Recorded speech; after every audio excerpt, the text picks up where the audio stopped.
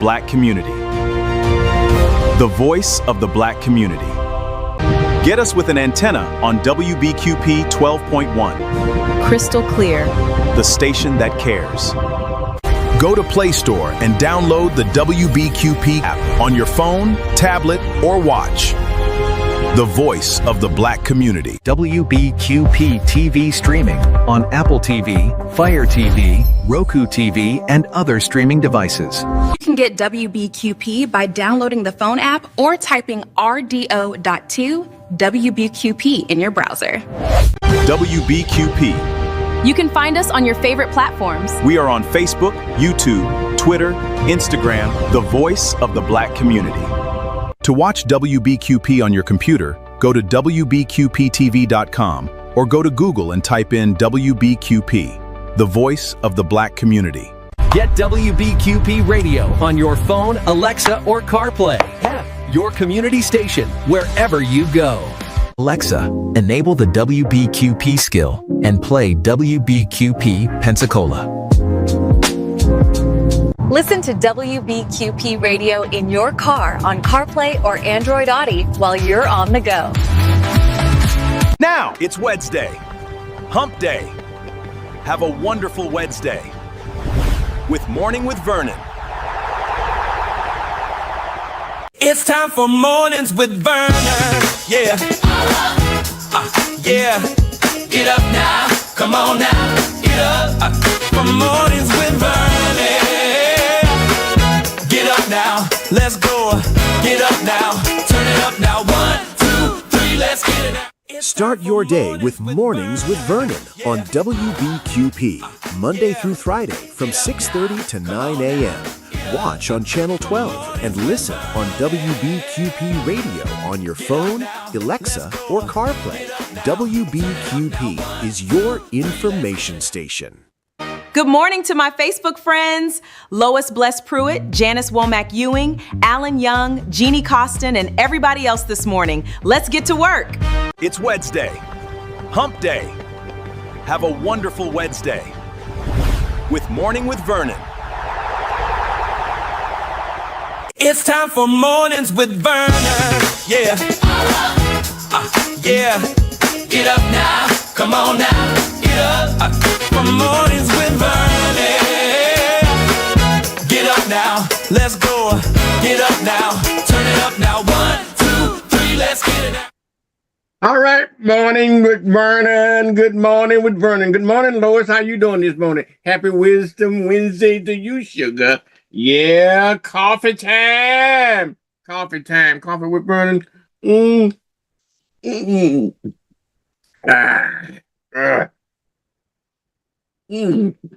right, y'all.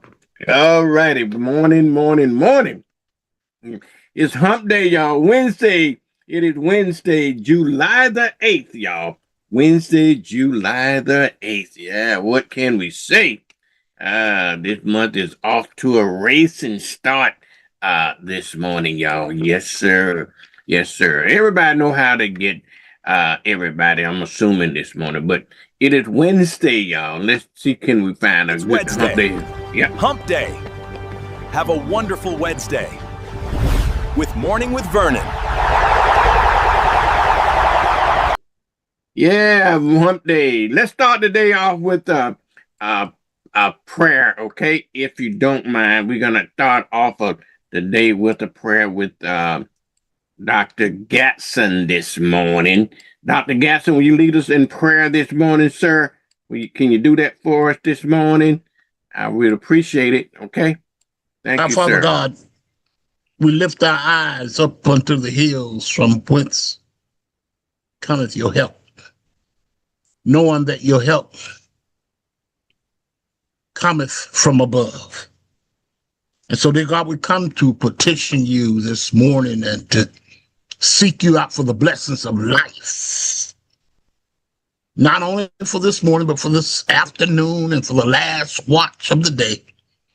We seek you out for the blessings of life. Now, Lord, ordain your blessings upon us, upon this waiting congregation, under the sound of my weak voice. We pray in the belovedness of Jesus the Christ, our Lord, our Savior, our God. Amen. Amen. And a few good women too. All right, y'all. Good morning for Vernon this morning. I want to say good morning to Mrs. Lois Bless Pruitt, Mrs. Janet Womack, Mr. Alan Young. This morning. Just want to send a special Good shout morning out to you. my Facebook friends, Lois Bless Pruitt, Janice Womack Ewing, Alan Young, Jeannie Costin, and everybody else this morning. Let's get to work. All right, y'all, let's get to work this morning. Let's talk about what we're going to talk about today, okay? What the show going to be about this morning. I'm just going to cover just a few things this morning. And we already covered our morning prayer this morning, and we are not going to go over the morning's prayer again, but I think that's going to be a little bit different for us. We're going to get to Cheryl in a little bit. Cheryl going to give us a little bit of weather this morning, okay? And then hopefully we're going to get, I got my girl, she's going to tell us a little bit about the traffic when we come back. We're going to get into the lottery, hopefully. And if we have time, we're going to do our sports report. And I got a new feature here, y'all, I want to instill African American news that you can use, okay? Talk about news that affect directly to us Black folks. And then we're going to hopefully talk about, get some community stuff in here that's involved in here, okay? Community announcement. Hopefully we can get it. I want to get in a motivational moment this morning, if you will. When I come back, that's what I think I'm going to do. But before the day's end, though, we're going to talk about Black history, okay? We're going to get into some of the news you can use. At 7:30, we're going to be talking to Mr. Ellison Bennett, and with his community report. He's gonna talk about what's all going on in the community. At 7:45, we're going to be talking to Ms. Jill Daggs. Okay. 8 o'clock time frame, we're going to be talking to Mr. Charles D. Thornton, if he's going to come in. And 8:30, we got a very special guest this morning at 8:30, Mr. Kenneth Stefan Norman. He running for governor of Florida. Yesterday, we had Mrs. Dottie on yesterday. She was running for governor. So we got a lot of folks in the governor's race. I just want you to know about it. So I want to say good morning to everybody under the sound of the hound's voice this morning. I tell you what, I like to get a little bit of a motivational moment in here, if would allow me to do some motivation here, okay? Just so we get motivated this morning. How about that? How about getting some little bit of motivation in on it this morning? Okay? You know what I hear? I hear the clock ticking. And time waits for no man. Life goes by. And it goes by quick. Don't waste those years. Don't waste them. Live them. I want you to be terrified of sitting on the sidelines and doing nothing. Waking up in 6 days or 6 weeks or 6 years or 60 years and being no closer to your goal. You've made no progress. That is the nightmare.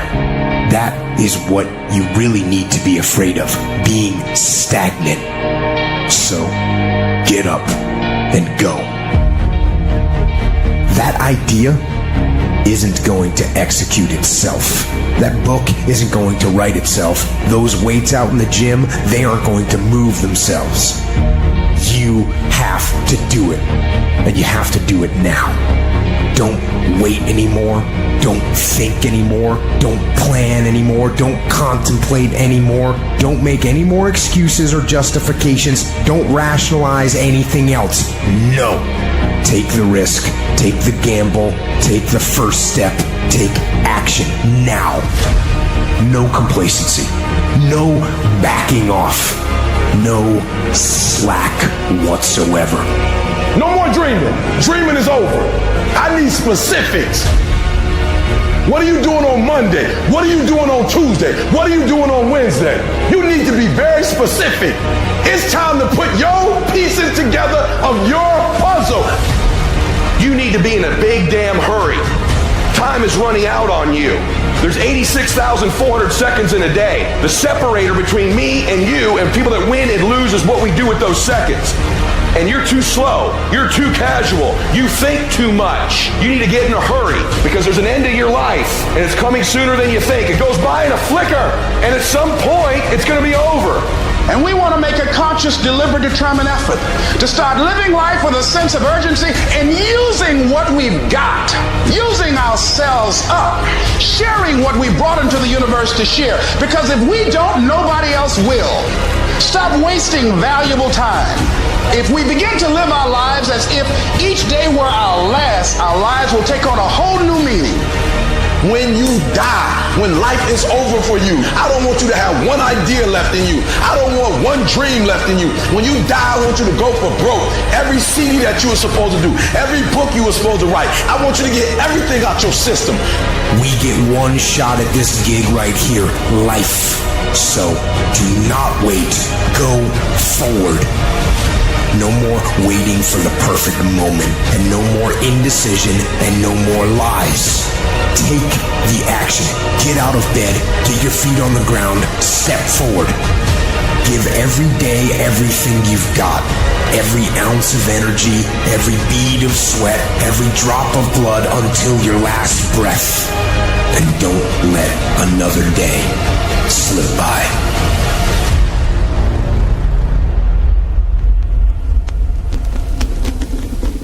All right, y'all, motivate yourself in some shape, form, or fashion. All right, y'all, I tell you what I'm going to do. Let's go to Cheryl for a minute and see what she has in terms of the weather this morning. Cheryl, what's going on in the weather front this Vernon. morning? Here's your WBQP weekly weather forecast. We're in for another hot and humid week across the Gulf Coast. Wednesday stays hot with partly cloudy skies and a 40% chance of rain. Look for a high of 92 degrees with a low of 79. All right, Sugar, thank you. How about Lola? Lola, can you give me a traffic report this morning, Sugar? What's going on in the traffic world, Lola? Good morning, Vernon. Here's your WBQP traffic report for Wednesday, July 8th. The morning commute is off to a steady start across the Pensacola area, with moderate traffic on Interstate 10. Drivers can expect the usual slowdowns approaching the I-110 interchange, Davis Highway, and Pine Forest Road during the busiest part of the morning rush. Traffic is moving at normal speeds along Highway 29, 9 Mile Road, and Mobile Highway, although delays of a few minutes are possible near major intersections and commercial areas.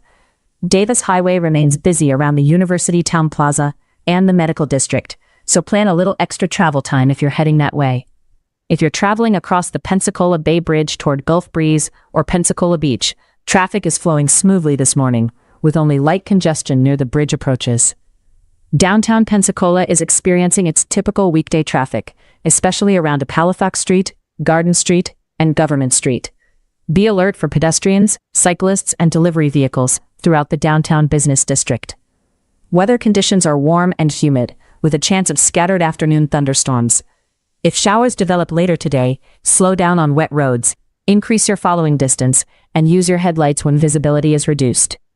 Remember to buckle up, avoid distracted driving, and give yourself a few extra minutes to reach your destination safely. This is Lola reporting for WBQP TV and WBQP Radio Traffic Report. Have a safe and productive Wednesday. All right, Lola, thank you. Let's go over to Orion and see if he got anything that's good for us for sports this morning. Orion, what's going on this week in sports, man? Good morning, Vernon. I'm Orion, and welcome to the WBQP Sports Report. Here's what's happening in sports this week.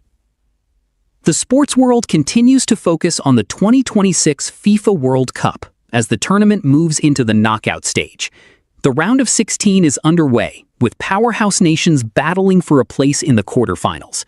The United States is set for a high-stakes matchup against Belgium, while Brazil, England, France, Argentina, Spain, and Portugal continue their quest for the World Cup title. Over in London, Wimbledon is heating up as the tournament reaches the quarterfinals. Tennis fans are watching Novak Djokovic continue his pursuit of another Grand Slam championship, while Naomi Osaka delivered one of the tournament's biggest upsets by defeating top-seeded Aryna Sabalenka to advance.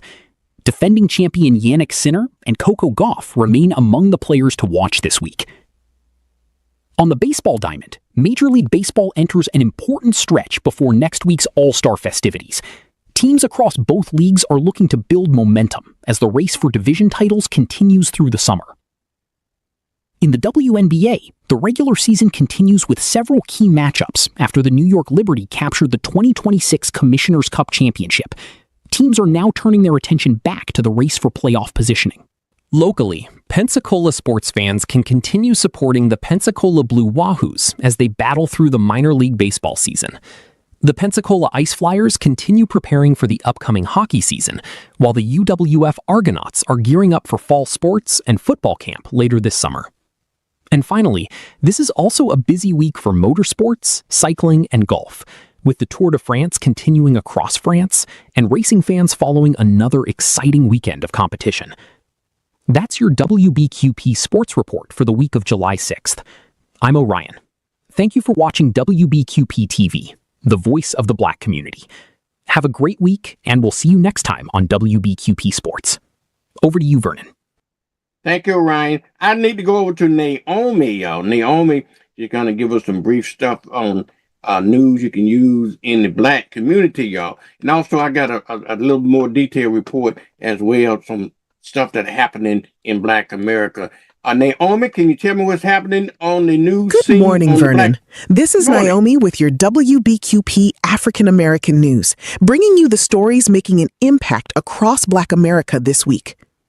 Our top story: the National Urban League has declared a state of emergency for Black America in its annual State of Black America report. The organization warns that voting rights, civil rights protections, and diversity initiatives face significant challenges, while urging increased civic engagement and voter participation ahead of the 2026 elections. Meanwhile, the NAACP has announced a $20 million nationwide voter engagement campaign as the country prepares for the upcoming midterm elections. The organization says the initiative will focus on increasing voter registration, protecting ballot access, and encouraging participation in communities across the nation. As America marks its 250th anniversary, prominent civil rights leaders and community advocates are calling for renewed efforts to strengthen democracy, protect voting rights, expand educational opportunities, and promote economic equality. Their message emphasizes that the next chapter of American history should include greater opportunity for every community. In education, historically Black colleges and universities, HBCUs, continue expanding opportunities for students. One recent example is a new accelerated law school partnership between Grambling State University and Southern University Law Center, creating additional pathways into the legal profession. And finally, Black-owned businesses continue making headlines nationwide, with entrepreneurs and nonprofit organizations securing new contracts, expanding tourism initiatives, and creating jobs that strengthen local economies and communities. Those are this week's headlines affecting the African American community. I'm Naomi, and this has been your WBQP African American News, Black news you can use. Stay informed, stay engaged, and have a wonderful day. Over to you, Vernon. Okay, staff, thank you. Appreciate that, y'all. I want to thank Naomi, and I need to thank Miss Lola, Mr. Orion, and Miss Cheryl, and Dr. Gatson for getting us started off this morning. And I need to go also while I'm here, while I'm doing this, I get a little community announcement because sometimes I forget to get that in there. So I'm going to go ahead and do a quick community announcement before we go to a commercial break and everything, okay?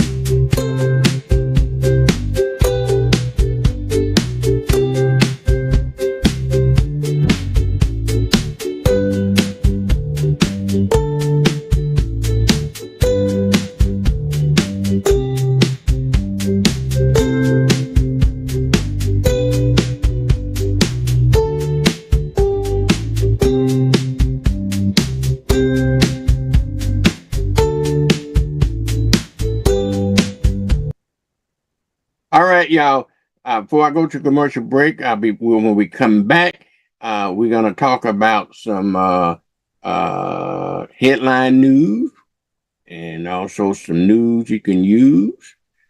Today, from the African American community, we're gonna be getting a little bit into Black history. If we have time, we're gonna cover a little more in details about the community announcement.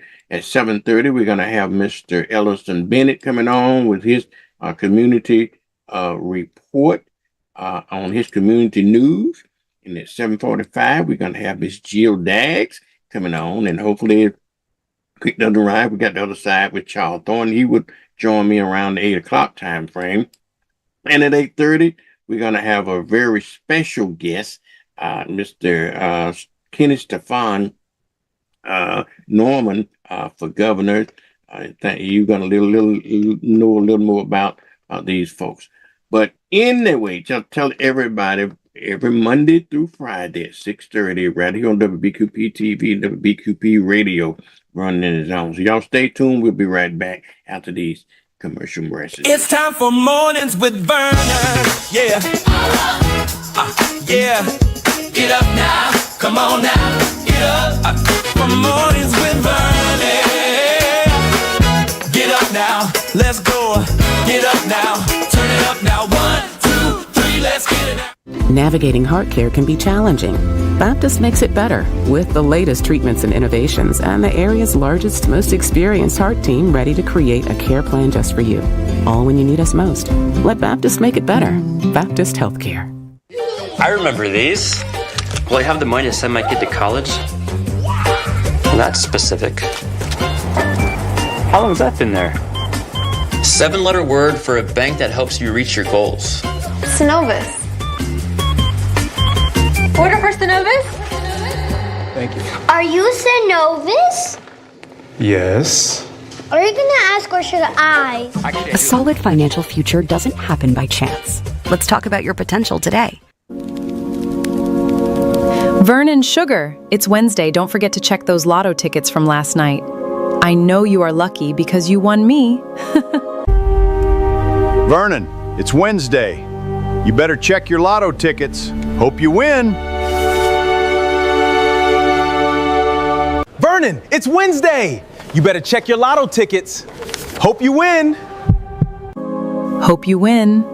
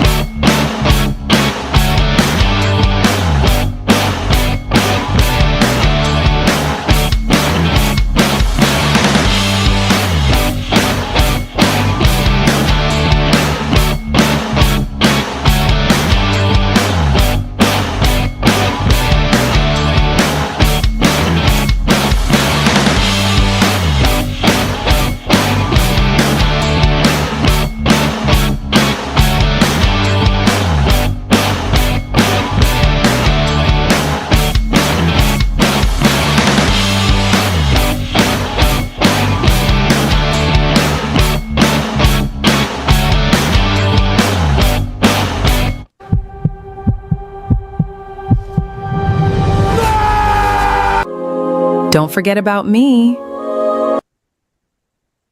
For 75 years, Baptist has brought innovative care to our community. Through our Andrews Institute, we continue the legacy by providing advanced total joint care, restoring mobility, strength, and quality of life. Baptist Healthcare, here for you then, now, and always.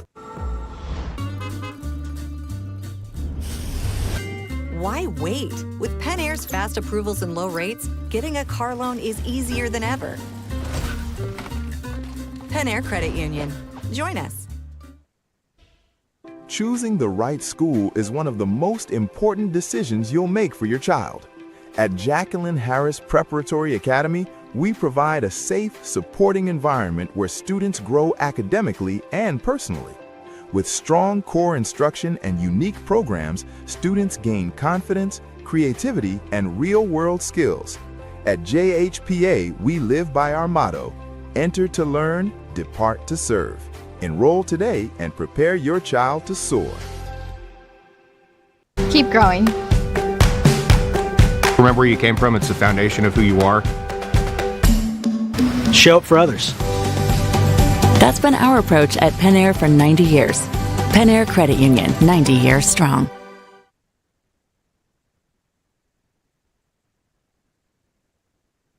WBQP salutes the spirit of America, celebrating 250 years of freedom. Happy birthday, USA! Hello, I'm David Williams, District 3 Representative, seeking re-election to the Escambia County School Board. 4 years ago, I said, together we can make a difference. Today, I'm proud to say, together we have made a difference, thanks to your trust. And because of you, we do not have any failing schools. Our schools are safer. We've closed the achievement gap, and our students are college and career ready. I'm asking for your support again to re-elect me so that we continue the work that we started 4 years ago. Please visit my website at davidwilliams3.com to learn more about my initiatives I have accomplished and the ones I will pursue over the next 4 years. Early voting is August 8th through the 15th, and the primary is August 18th. Your vote is essential to keeping our community moving forward. Thank you.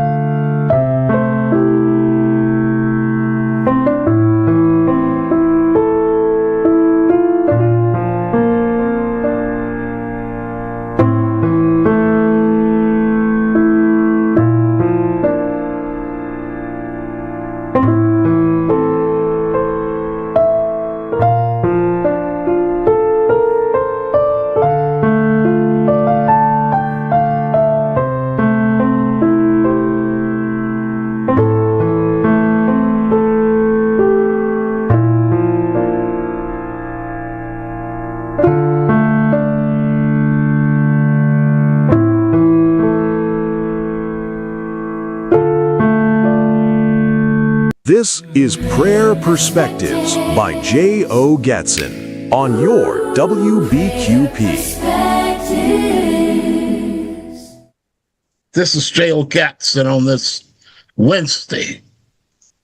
As a matter of fact, this is our wonderful Wednesday, where we come before the Lord and sacred words of prayer, just bless him for his glory. Let us pray. Father God in heaven, we come on this wonderful Wednesday, dear God, to bless you and to worship you and to pray over our families and to pray over ourselves and to pray over those that we're connected to. And so, Father, we take it all in stride because you're God. You know us better than we know ourselves, dear God.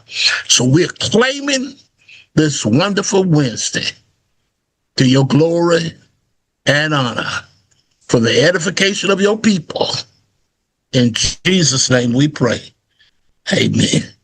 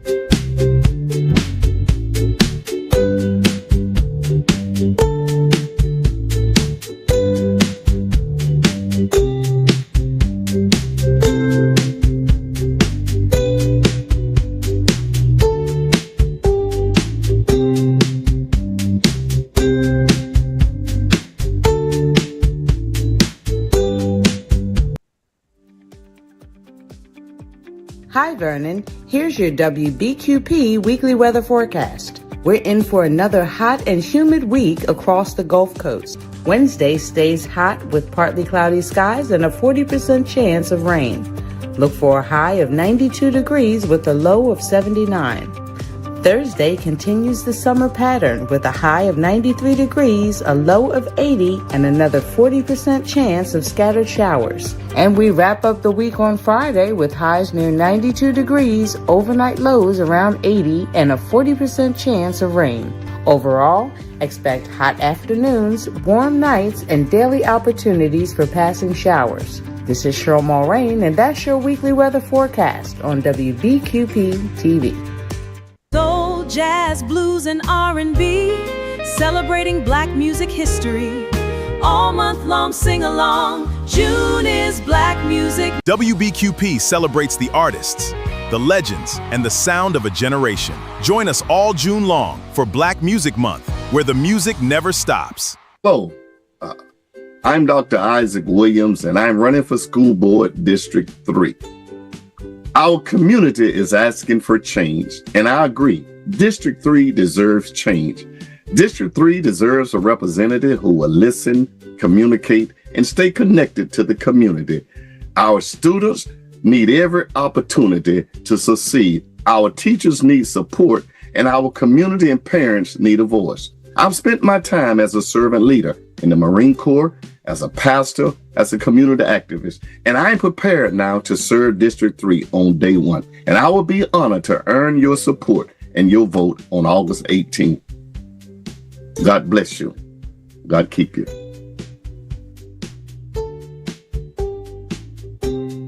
Good morning to my Facebook friends, Lois Bless Pruitt, Janice Womack Ewing, Alan Young, Jeannie Costin, and everybody else this morning. Let's get to work. Jeannie, read my lips, honey. Vernon is the one. Now go run and tell that. It's time for mornings with Vernon. Yeah. Yeah. Get up now. Come on now. Get up. For mornings with Vernon.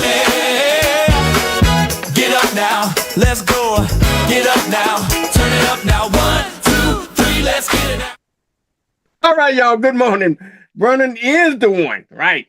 Morning with Vernon. Good morning, everybody. Good morning. It is a wonderful Wednesday. Lois, I tell you that. I haven't been outside and don't know what the physical weather looked like, other than what I hear from Cheryl this morning. But you know what they say about weather people. You know what you can tell when they're lying. You just watch their lips move. You know how that goes. Yeah, I tell you. All right, y'all. It is about 7. Excuse me. About 7 o'clock. And you know what we do every day. And I want to get into some headline news for you this morning, okay? So let's go to news and see what we got this morning, okay? All righty, y'all. Good morning. Good morning, Cutie Vernon. It is great to be with you today. What's happening in the news in Pensacola today?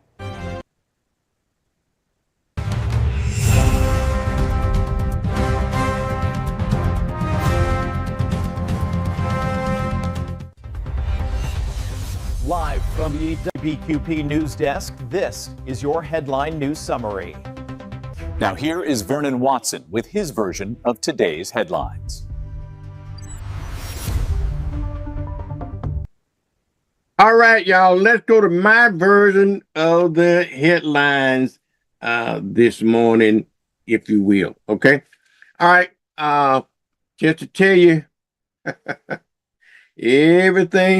everything shining ain't gold, y'all. This man here, let's talk about what's happening with this Pensacola man. He pulled a gun out on an Uber driver. 5 shots in it. Good thing the Uber driver did not get hit. He did not get hit this morning, but on yesterday. His black ass need to go to jail for forever, if you ask me. This happened around 3 o'clock yesterday on the corner of Lillian Highway and 52nd Avenue. His name is Quan LaShawn McKinney. Black folk, where do y'all get these names from? I tell you, y'all give me some names like Tom, Dick, and Harry, something I can pronounce. Quaquan, Quayesa, Shaquan, I don't know, 32 years old, and they charged him with aggravated assault with a weapon and possession of weapon by convicted felons. I guess that's why he robbed the bank. We're trying to rob. And Uber drivers ain't got, what they gonna do? Get his cash out? Uber driver don't got no money. They pay that stuff by card. Okay. Then they're gonna charge him with burglary and property damage and so forth. Okay. Y'all help me out. Okay. Help me out. We talking about people that do dumb things and dumb crimes. Okay. All right. Let's go on to the next story here. Here is over in Daphne, Alabama. There, Daphne and New Hope Temple. They shut down some housing stuff over there. I know you don't care about that. I don't either. So let's move on to the story. That's over in Daphne, Alabama. But these are the headlines. But they got some high energy housing stuff over there as well. But let's talk about something more important. The state trying to move to decertify the ARC Baldwin County after safety concerns over there, y'all. So if you live over in Baldwin County, you might want to be very concerned about that story. Okay, so these are for my Baldwin County viewers. All right, let's move on to another story. Now, the Florida courts called for a judge to be fined, okay? Because he was donating to a left-wing cause. He donated $30,000, so they say, and so they're trying to for every way possible, trying to get him for some reason. Now, y'all tell me, y'all help me understand all of that nonsense. But that's what's in the news. That's what's in the news today. All right. Let's see here. I think I should have started with my local news, but I got some other news here that the your boy over there is launching some strikes against Iran. Okay. Iran, he launched some strikes against Iran this morning. I thought they're supposed to be in a peace talk, all of that kind of stuff. So now they're fighting back and forth. I don't know, y'all. Y'all help me understand all of this stuff. So you want to get the story, get the details, on your NBC news, on your national news source that can kind of help you out there. Okay. All right, let's move on to another story that's hitting the headlines that people are talking about. The state seek a $1.4 trillion lawsuit against social media. Okay. I guess I figured that they got Zuckerberg and all those social media empires that got plenty of money. Now they're trying to sue the state of Florida. Is trying to sue the state, trying to sue Meta, which is Facebook. They're trying to sue them for $1.4 trillion. I often wondered, how did they come up with the numbers? Okay, when they do stupid stuff like that, how do numbers works out? I don't know. Okay, but anyway, I want to get back to that. I want to get back to that judge. I think that that judge, trying to find that judge again, y'all. It's only because the Florida Supreme Court called for a state judge, to be fined after she donated almost $30,000 to a left-wing candidate in the cause, and now they trying to get her. Okay, she admitted to making over 900 donations and $29,000 in donations since 2016. Now, they say that her actions violated Florida judicial canon and banned judges from making political donations. So, y'all, stay tuned to that story, if you will, and we'll see exactly what will happen in the future. All right, let's move on to a local story here, if you don't mind. I didn't have time to check the newsreel this very morning, okay? But Pensacola Police Department have not, as of last night, before I went to bed, have not apprehended those individuals that was involved in that over the weekend shooting yet, but they're still seeking it. And the new post chief Winstrom is thinking that Chief Winstrom is thinking that the shooting has to do with the retaliation that goes back for a long time. And so if one retaliates against the other, you know what that means. It's going to be more retaliation as it goes along. All right, another national story you're going to keep an eye on. Which affects a lot of people. If you are a student loan borrower, if you will, okay, they had a plan. They got 2 weeks. These people have 2 weeks left. Not say 2 weeks. Have a few, maybe a few weeks, maybe more than 2 weeks, to make some kind of decision. Student borrower, they got a program which I don't know a lot about it, but it calls a SAVE plan, which means saving on a valuable education. And they have only a few more weeks to lead the program. Now, people that in that program, the borrowers, if you will, they receive a notice from the loan services that they have a limited time to find another plan. Trump canceled that SAVE plan last month. And so people that's on that program had 90 days to pick another repayment plan, or they would be placed in a student repayment plan. So if that sounds familiar to you, if you got children in college, you might want to make sure that they get a repayment plan that find a repayment plan that will help them, because the SAVE plan is not going to be reliable anymore. So I thought we'll pass that one on to you. All right, let's go to another story here. Escambia County, we got to get the supervisor elections back on, because yesterday he made an announcement yesterday that they are planning to change polling places here, and then this will affect a lot of us, okay, in Escambia County. So they got some, and I'm not talking about temporary changes. These are some of the permanent changes they're going to be making for 2026. And now the supervisor election, he will be mailing out people that in certain precincts will be mailed a permanent polling change and a new voting information card. Okay. Now, for an example, if you was in precinct 5, okay, precinct 5, that was over at the Wild Lake Church. There's no more. The new location going to be Klondike Church in Pensacola on Klondike Road. Okay. If you were in precinct 49, where it used to be at the Grace Lutheran Career Source Escarosa, the new location going to be at Ashbury Place there on 9th Avenue. Okay.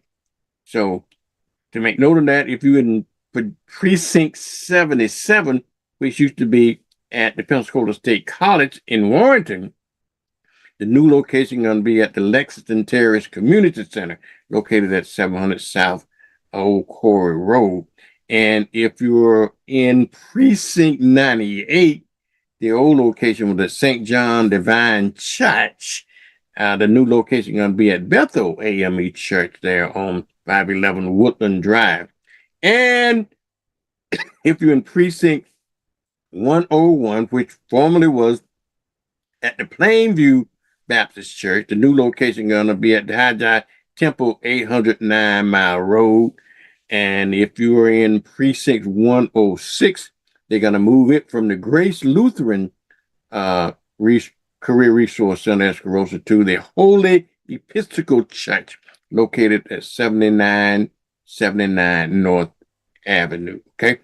And so these are some of the things that you're going to be concerned about. Now, let's bring it home just a little bit for voters that are going to be affected again. Also, if you're living in precinct 14, so you gotta better make sure you check your polling status. But if you live in precinct 14 that used to be at Fricker Center, right? The temporary location now is going to be, if you were voting at Fricker Center, you got to move down to the main library. Go down to the main library at 239 North Spring Street. See, they're already starting to make it harder for you to vote. And if you're in precinct 70, which is over at the Burgess Road Baptist Church, now this is temporarily, but they're moving it temporarily moving it to the Pensacola Christian College, located at 115 St. John Street. So I want you to pay special attention to this now, okay? Pay special attention to what I'm saying. Okay, if you're living in the following precincts, they have permanently changed. You know, if you're living in precinct 5, 49, if you're living in, you voted in precincts 5, 49, 77, 98, 101, and 106. Those are permanent changes. You're going to have a totally permanent change of voting places. They're going to send you a permanent change of location information and a new voter's card. Now, they have temporary changes, and these temporary changes affect precinct 14 and 70. 14 is at Fricker Center. They're going to have to go to the library. But that's temporary until they get Fricker Center back up and running. And then in precinct 70, over at Burgess Road Church, it's going to temporarily move it to the Pensacola Christian College. So there. Now, changes from 25 special elections, okay? For if you was in precinct 22, that used to be up at Century Town Hall, the new location up there now is going to be at the Billy G. Ward Century Courthouse, that located at 7500 North Central Avenue. And if you up there in precinct 24, if you're down in precinct 24 here, down at the Warrenton Church, the new location now is going to be at St. John Episcopal Church, located at 401 Live Oak Avenue. Y'all, that is some changes they made from the last election. So if you voted in no place last election, you're going to be changes. That's your new election. Now, if you return into your precincts, after being at the main library for 2024 and 2025, precinct 31, if you live in the precinct 31, it's returning to the permanent location at Christ Church. That's precinct 31 now. Okay, going back to Christ Church. Okay, they're located at 18 West Wright Street. Okay. Now, maybe I had a supervisor election come on and explain a little bit of the matter, but if you got any question about your polling place, just go online to examyourvote.gov and look, say where to vote, or just call the office there at 595-3900, okay? 595-3900. All right, let's move on to a different story here that's over in Okaloosa County. They rescued some snorkelers over there yesterday. They got in some trouble. So if you're snorkeling, that you might want to find a little more information about it. I don't know. I'm not even sure exactly how they got in trouble when they went snorkeling, but at least these two snorkelers, they were rescued because they were swept out by the current. Now, we talked about this a lot. Okay, we talked about because the seas are rough out there, y'all, and what they're telling you to do if you are going to be out there, number one, swim close to the shore and swim close to where you know some lifeguards going to be. And if you are caught into the rip current, don't fight. Don't try to swim your way back to shore. If you do, swim parallel to the shore. Don't swim directly to the shore, but swim parallel to the shore, or float. May wave your hand, holler. Make sure your presence is known to somebody that you're in trouble. But just if you can't swim, float, and just float there for a minute if you can until you can work your way out of it. But if you're going to swim, make sure that you swim parallel to the shore. Important thing is keep your eyes out on those flags that they put up out there, okay? So they'll let you know what the problem might be. All right, let's move on to another story. Shark Week, y'all. Jaws! All right.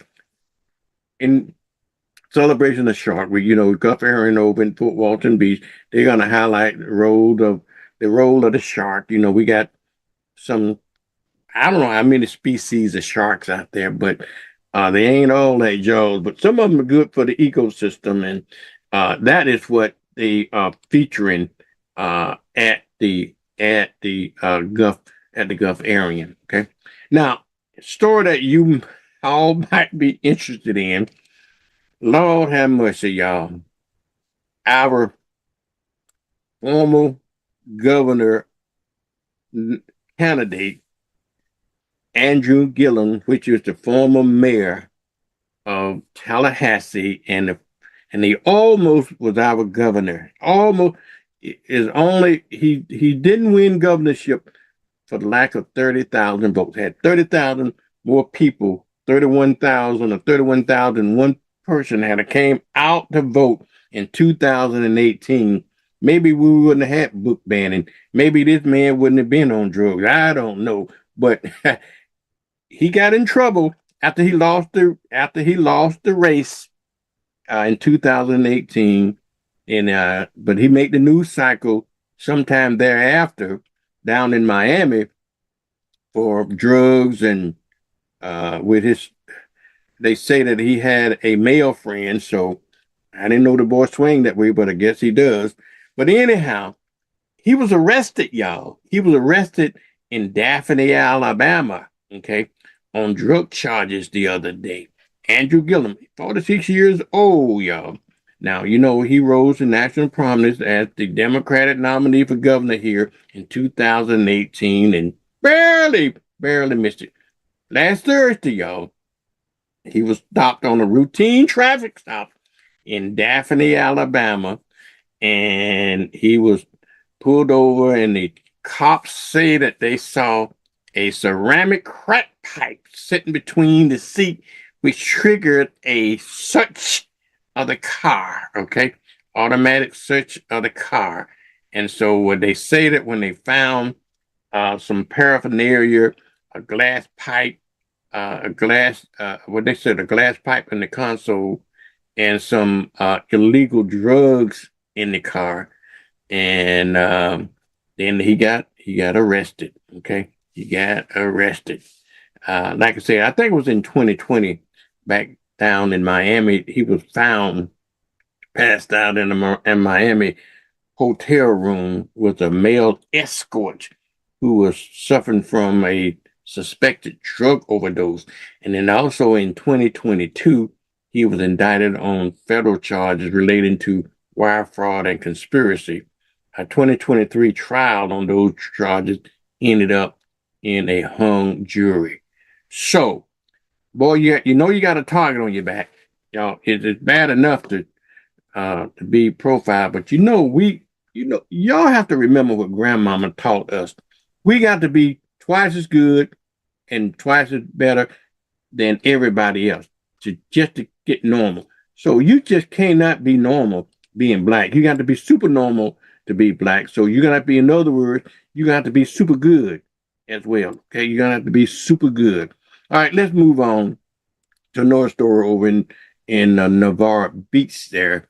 A family lost their home due to fire, and they're saying that it was due to lightning strike, but it's under investigation. And y'all, I said lightning. I mean, they saying it was due. I got one story that's saying that they lost the house due to fire, but this story talks about they blaming it on. They ain't blaming it on alcohol this time, y'all. They blaming it on fireworks. They say that they believe that the fireworks was the reason that the house.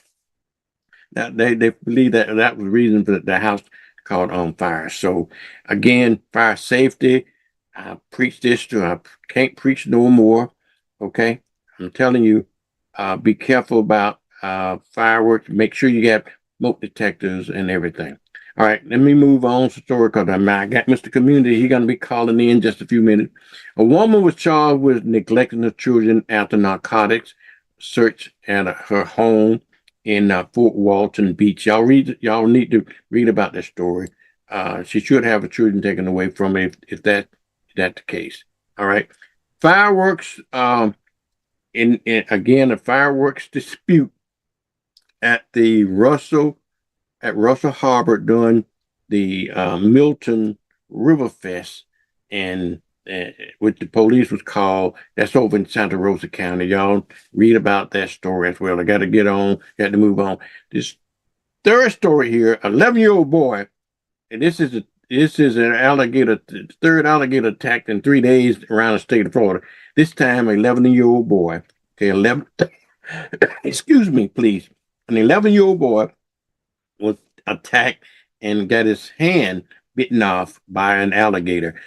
We just reported a lady and a man.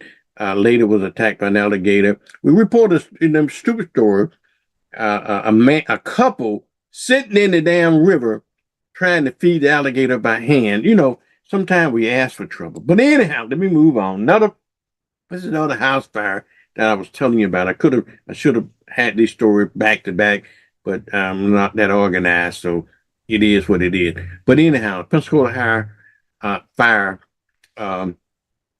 they say it was linked to a lightning strike. So be warned about that. Let's go on a little bit of national news. Y'all know Mitch McConnell is absence without leave. He's absent from the Senate in questions about his health as a road.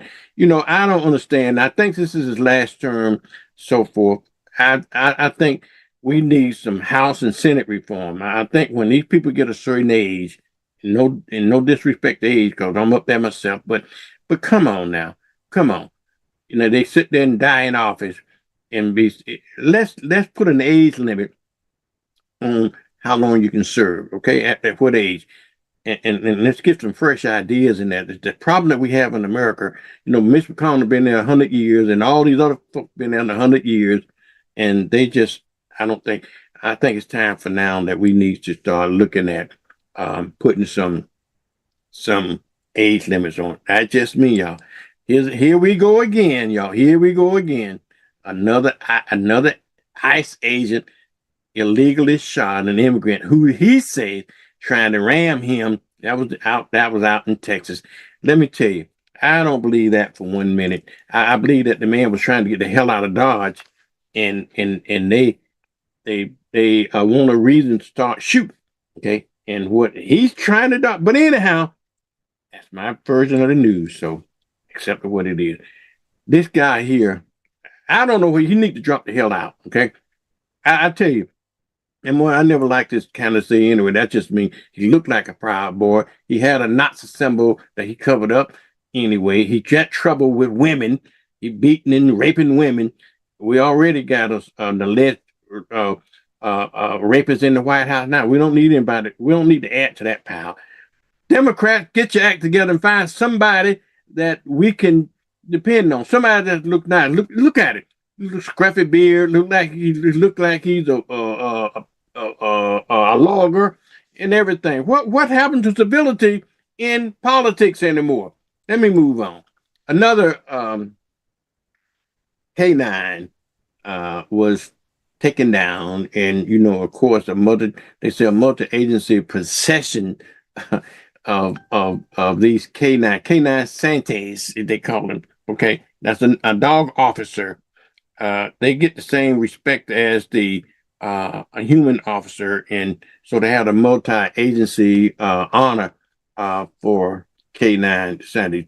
I can tell you right now, y'all can do a lot of things, but don't mess with these puppies. You're gonna be in real big trouble. This man here, they should have just not only just gave him 75 years of life plus 10 years, but they should have set the prison on top of his face, if you ask me, for beating a 3-week-old child to death. Okay. How sick can you get? Okay. Beating a 3-year-old child to death. Moving on.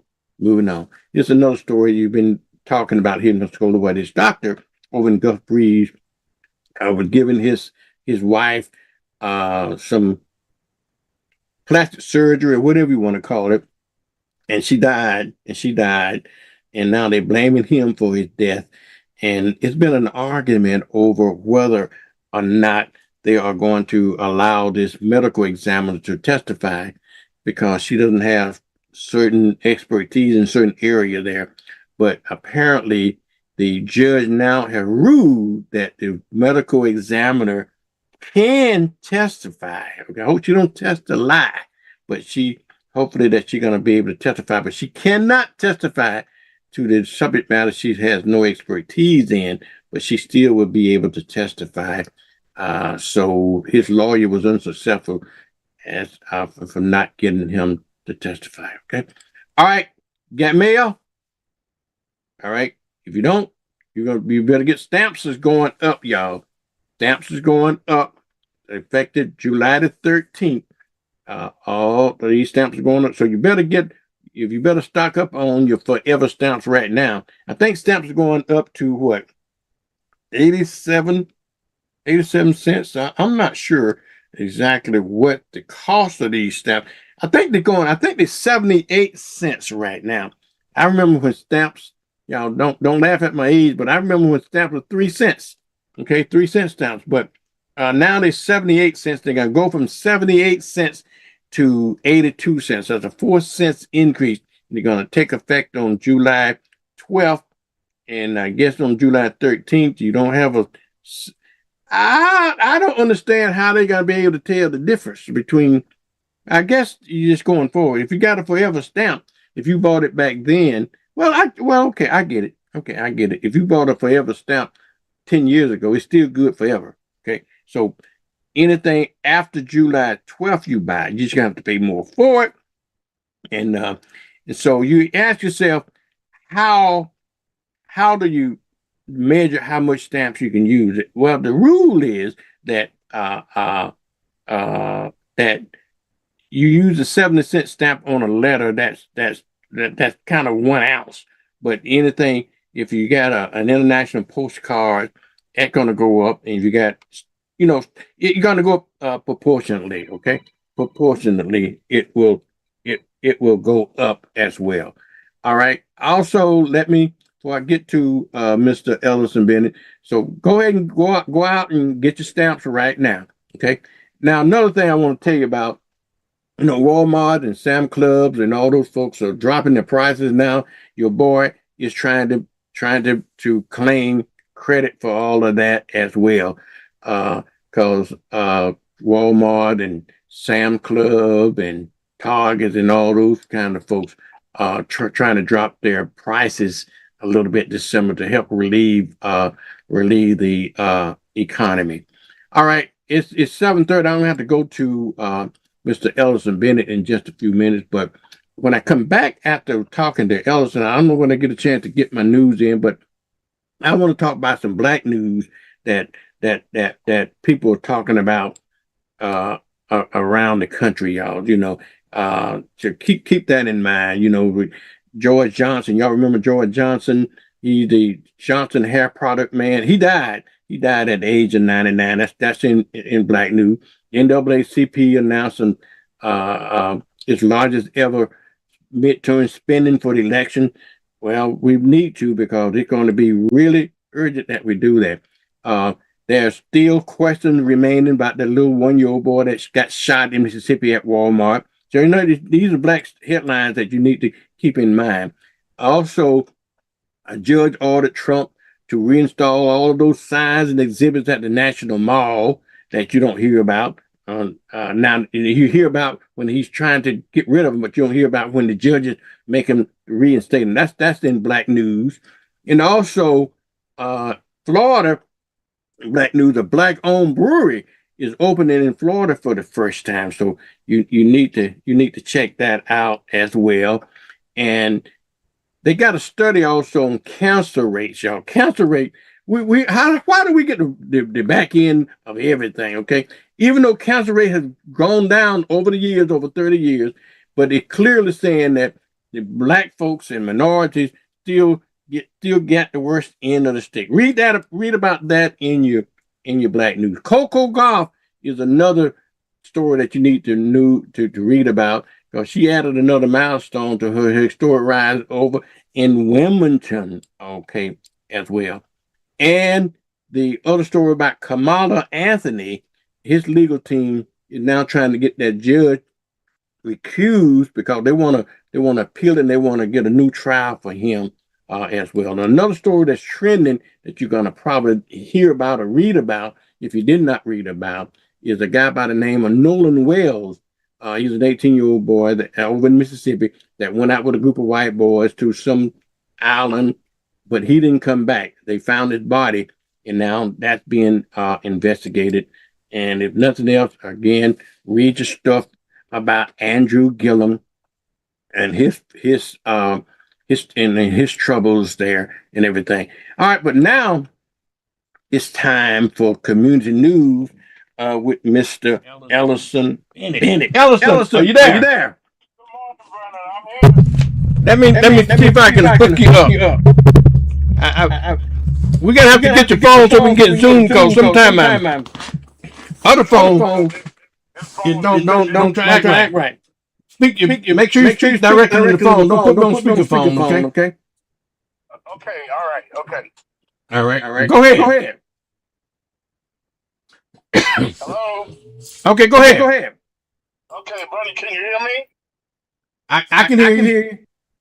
Can you hear me? I can hear you. Okay, so want to jump right into black news and community news. My prayer goes out to Andrew Gillum's family. I don't know mentally what's going on with him or whatever, not passing judgment, but he's still a human being. He faces some serious charges over in Alabama. I don't think they're going to be kind to him, but I believe due process should be in place, and we have to watch that. I want to jump quickly to what happened here the night of July the 4th. Young children, according to the police department, as young as 11, 12, 13, 14 years old, were still downtown 11 o'clock at night.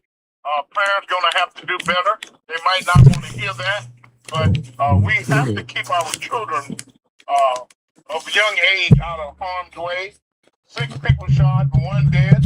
Condolences go out to PJ's family.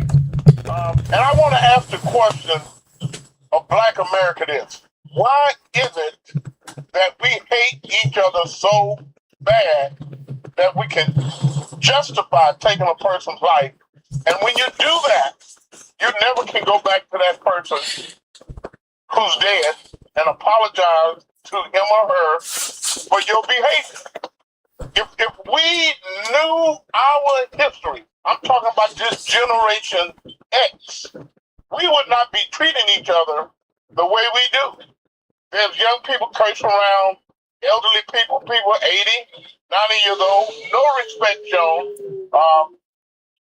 People don't even respect the teachings of Christ. And then there are people who listen to your program, very well you can't do nothing about the killing. Not only your program, Vernon, but nationwide. I'm just being local.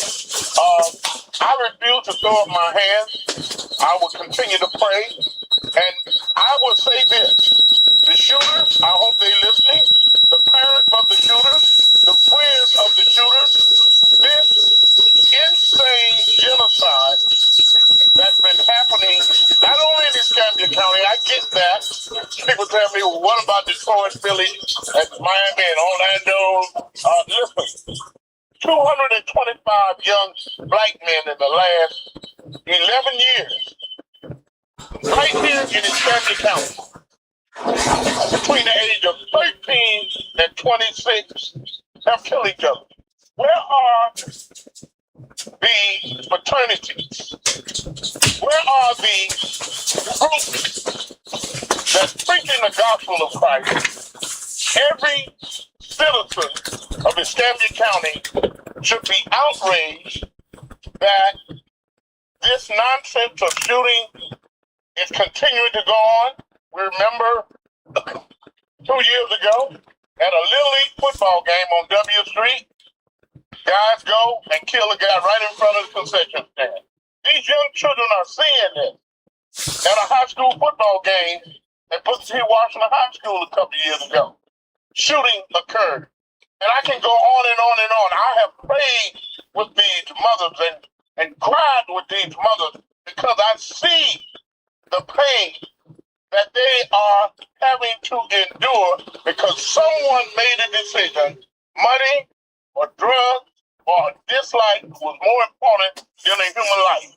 We talk to these people all the time. We beg them every election cycle to vote. I'm talking about the young people out here clubbing and perpetrating these acts of violence. They don't do that. We're fighting for their right of the generation now and next to come, and they don't even realize that. Us, at the polling place, register people to vote. Be kind to your grandmothers and grandfathers and put aside that nonsense that you see at the movie theater, on TikTok, gangster rap and gangster this and all that.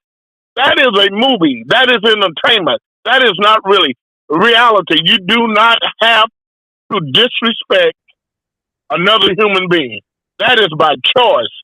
And until we get to that point, back to the teachings of Christ and following the 10 Commandments, whether you go to church or not, people know, Vernon. They know in their hearts of hearts when they're doing somebody wrong. That is no badge of honor to take a person's life. I'm going to keep on speaking out against violence. I'm going to speak on keeping out against racism, hatred, and bigotry, and encouraging people to vote. Absolutely, Ellison. Are you still there? Vernon, are you there? Yeah, I'm here. I'm here. Can you hear Hello? me? I'm here. I'm here. Can you hear me? I can hear you now. We went silent for a few minutes. Okay. Okay. Go ahead. Go ahead. I hope my message went out this morning because there should be no excuses for what is going on in our community. I want to challenge your listening audience. I'm not going to give them the name. I'm going to let them do their own research. 1925, here in America, a black man was lynched. His wife spoke out about it. She was carrying a baby.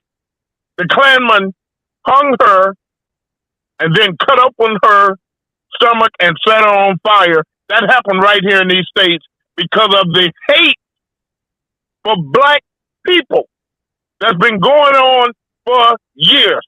You got a racist, coward, con man in the White House right now.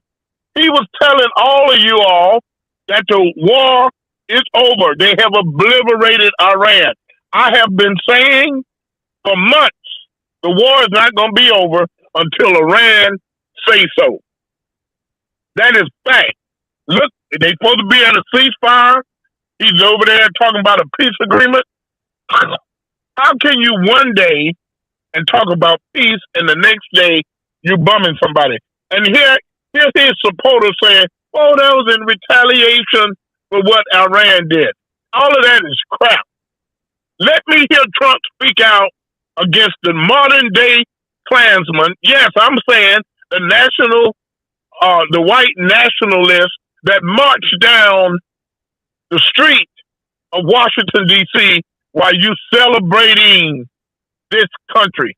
I pray that the young black girl was on that subway, is doing fine.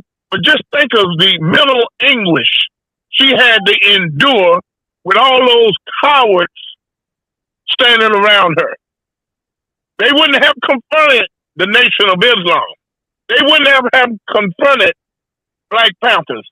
It is time we pull ourselves up by our own bootstrap and stand up for the protection of this generation and call them into question when they doing wrong.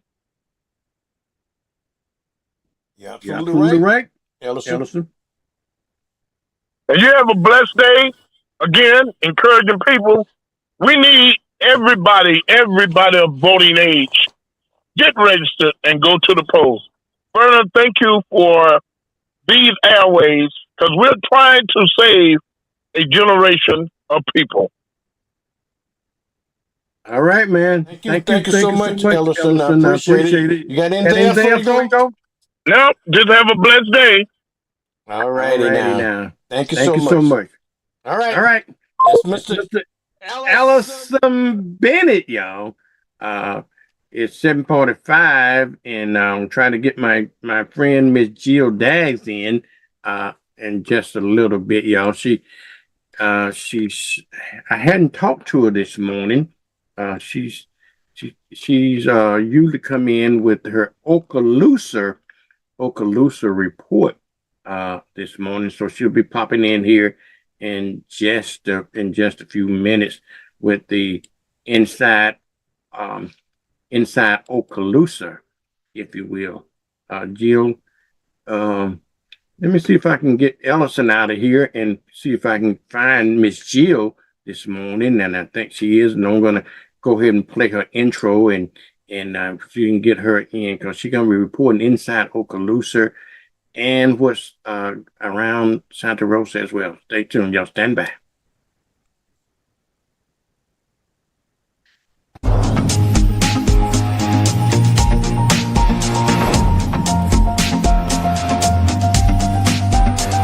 Welcome to Inside Okaloosa with Jill Daggs. Tune in on WBQP TV every Wednesday at 7:45 a.m.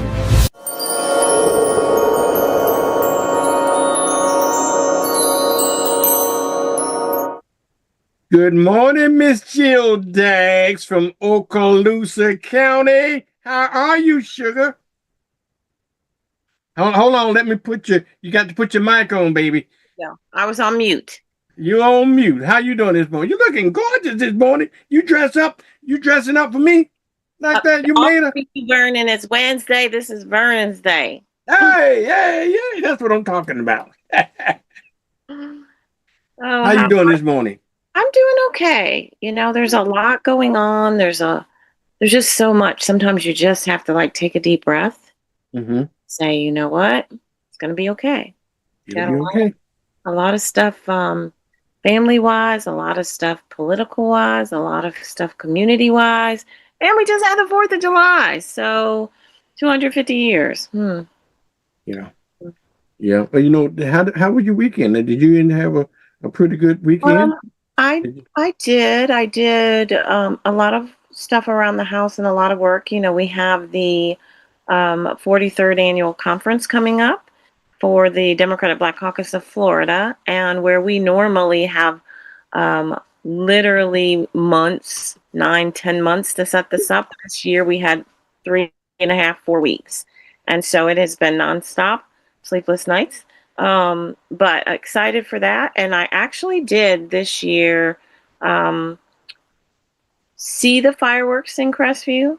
We were, I think, I can't speak for everywhere else, but in Crestview, everybody tries to get close to Twin Hills Park. And I didn't realize, Vernon, we drove around in circles. Fireworks start, of course, you can see them. We're trying to figure out where you can park because we didn't go early. It was kind of okay, let's go to fireworks. Late. Not late, but too late to get a parking space. And then as we were leaving, we were like, this is just not going to work. We're not going to find anything, but we could still see the fireworks. We drove down the road, Vernon, probably a half a mile in front of I think it's First Baptist Church, Wells Fargo, just everything down 85. And you could have parked there, nobody really there, just a few couple people, and you could see the fireworks perfectly. Wow. Great. So, note to self, next year when you're doing fireworks, always think about your vantage point of seeing them up in the air, not being so close that you're right next to them. You got to break your neck looking up. Yes, they were, I don't know. But anyway, they were over there. They were comfortable. And I ended up going to Walmart and getting the stuff I needed to get so that we could do the yard and all that. But there were fireworks everywhere. I think Vernon probably shared. We gave information for Fort Walton, for Destin, for Crestview. We even did Defuniak and Santa Rosa. So we're trying on Inside Okaloosa to make sure that we give you information across county lines. I guess we should start with our weather that is just crazy. It's super, super, super hot. Not right now, but the days get so, so hot. You might get a burst of rain, thunderstorms, and lightning. It's a dangerous time to not make sure that you're hydrating yourself. You're checking on the elderly, definitely pets, young children. All of those are at risk for heat stroke, heat exhaustion. And I would just tell everybody, we are in hurricane season, so make sure that you're aware of your surroundings. And Vernon, I think, I'm not going to say you failed. I'm going to say I failed. So maybe 3 weeks ago when we had that tropical storm, hurricane, whatever the heck it was, we got all that rain, and I didn't even know that's why we were getting rain. And my son was like, Mom, how come you don't know? And I was like, there's so much else going on, and that's not a good excuse. It's not even okay. And so to our listening audience, I'm going to apologize for Inside Okaloosa, because we should have said, hey, make sure that you're watching the weather. Make sure you start getting your stuff together. Make sure that you're prepared, because preparation doesn't happen after the fact. Now, we were fortunate that it was just a lot of rain.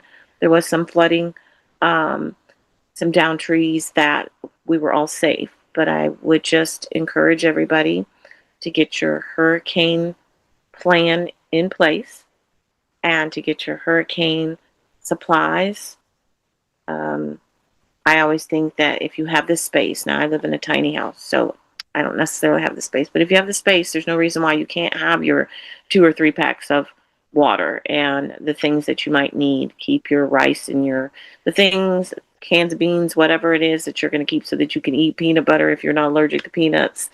Flashlights, candles, things that you would need, that you don't want to go to the store. I remember Vernon coming here, and it's different here. We don't have hurricanes up north. And we have sirens for tornadoes. They used to say that about New York too, Jill. Guess what? But I was Sandy made us believe out about the hurricanes, about that. But go ahead. When I was there, I'm saying New York, Michigan, Kentucky, where we lived, there weren't hurricanes. But we had sirens for tornadoes. So everything's a little bit different here. But I will say that going to the store and seeing like the bread aisle like wiped clean, and the water wiped clean, like you go and sometimes people are panicking because they don't know, especially if you just moved to the area, you hear hurricane and you're like, I need to get everything. I have a rental place, and I remember we had a couple from up north, and they came down and we had a hurricane, and they went and bought all this stuff, and he was like, it was nothing. And I was like, that's because it was a Cat 1 and it didn't hit us. But they were hoping to see it because they had heard so much about it, not understanding the true devastation that a hurricane can cause. Okay, nothing about the weather. Probably spent too much time on that. But Vernon, how are you? I am well. Did you get to see fireworks in Escambia County? And no, Jill, I did not participate in any of the fireworks. I stayed in. I heard, but what I did do, which I normally don't do, I sit down and watch it on TV. From New York and DC and stuff like that. But I did not go. I heard it in my neighborhood. fireworks going off all over the neighborhood, and I didn't want to get involved with that traffic downtown and stuff like that. And I'm glad I didn't. You know, we ended up having a shooting downtown, killing the. Did you hear about that? I did, and Yeah. I called one of your dear friends. We won't mention his name right now, and I was like, "Why is Pensacola having a mass shooting?" And he was Yeah. like, "That's not a mass shooting." I was like, "No, anytime 4 people or more are shot, that's called a mass shooting." Pensacola made national news because there were shootings across July 4th. But yes, I don't. You'll know more. I know it's tragic. I know that everybody's life is worth being preserved. And I can't get in the middle of it. And I wish that our answer to disputes and grievances and issues was not, let me go get a gun and start shooting. And I also don't think that it's okay for innocent bystanders to be caught up in anything. So it's a terrible, awful situation. There was a life taken at a young age, and we need to do something about our gun violence. Yeah. And I don't know when enough is enough.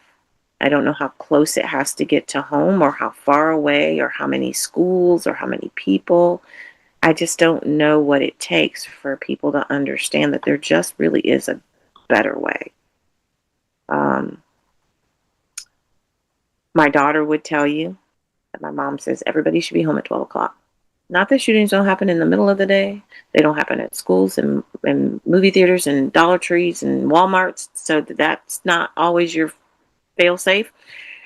But I'm always like, it's 12 o'clock. I need you to leave wherever you are and please go home. But if this was really targeted, I think it wouldn't have mattered. Somebody wants, it's kind of like having restraining orders when you are in domestic violence situations. They're good and you should absolutely get them, but they don't save your life. True. That's true. That is true. But anyway, it is what it is, and but that's the only thing that put a damper on the weekend. So, but I didn't do anything fantastic this weekend. Didn't do anything fantastic. Well, we will definitely send and continue to lift that family and the community up in prayer, and we will hopefully find a way here soon to have a better way to do things, a better way. Hold some of our, it's an election time, so we may as well transition into that. You guys know we're always going to go there. Before you go there, and before I get Charles on, because I know he'd be gloating. Yeah, he'd be gloating on this, because he's a Republican. You heard the news about Andrew Gillum, didn't you? Mm-hmm. Okay. Yeah. Do we want to touch on that? We just want. And my grandma, you want to leave that alone? I'd really like to leave it alone, but people are. Let's leave it alone. But I will say this: I had to have Vernon no less than 10 people send me the different articles, as if I am Andrew Gillum's personal mama. Either his mom, because I think we're the same age. As I'm not his mom, his sister, his campaign manager. I was like, look, y'all, like, I think as you go back and around and everything, I think I still will honestly say that 32,000 votes ago in 2018 would have changed our life. I can't tell you that the path, the journey that he has been on would be the same had he won. Was it because he lost? Was it so devastating? I can't tell you that. But what I can absolutely say, while everybody's throwing the daggers or has the little comments to say, is that if 32,000 people would have just checked the freaking box, our whole world would be different. Yeah. Our whole world would be different. And so for me, that's what I look at. I pray again for his family. He does have young kids, and this has got to be a lot for them. They still have to go to school unless they're homeschooled now. And it's hard to You know, the dad that was the mayor, the dad that ran for governor, the dad that got into some trouble in Miami, now the guy that got some trouble here. It's got to be hard, and we don't often think of the impact of our actions on our children. Amen. And they are always watching. I know that as parents, we think we've got them covered, or we think that they don't know or see. And, you know, I think I would love for us either on this show sometime, probably not this show, but on one of your shows, Vernon, to really start getting some young people. Maybe we tap into the NAACPs that have that young people's group, to talk about bullying and the impact of things that are going on in their lives, because we're having more and more children. Well, Jill. Yeah. It is nothing but a word. Why don't you create the show? I'll let you host the show. I'll let you do that. I think we need to try to reach out to these young people. And you know, I got a show on domestic violence. I got different shows on different subject matter. But what you're saying is a great idea. I know you got a lot of things on your plate, but yes, I'm not dumping it into your plate. But no, I will talk. And I went to David Triana with Conexion Media, had an event. He's coming to Pensacola, I believe, in August, he said. But he had a gathering of all the different candidates, and they were, you know, Democrats, Republicans, MPAs, it was everybody. And one of the candidates for school board, she's a mom, and she in Fort Walton, I believe.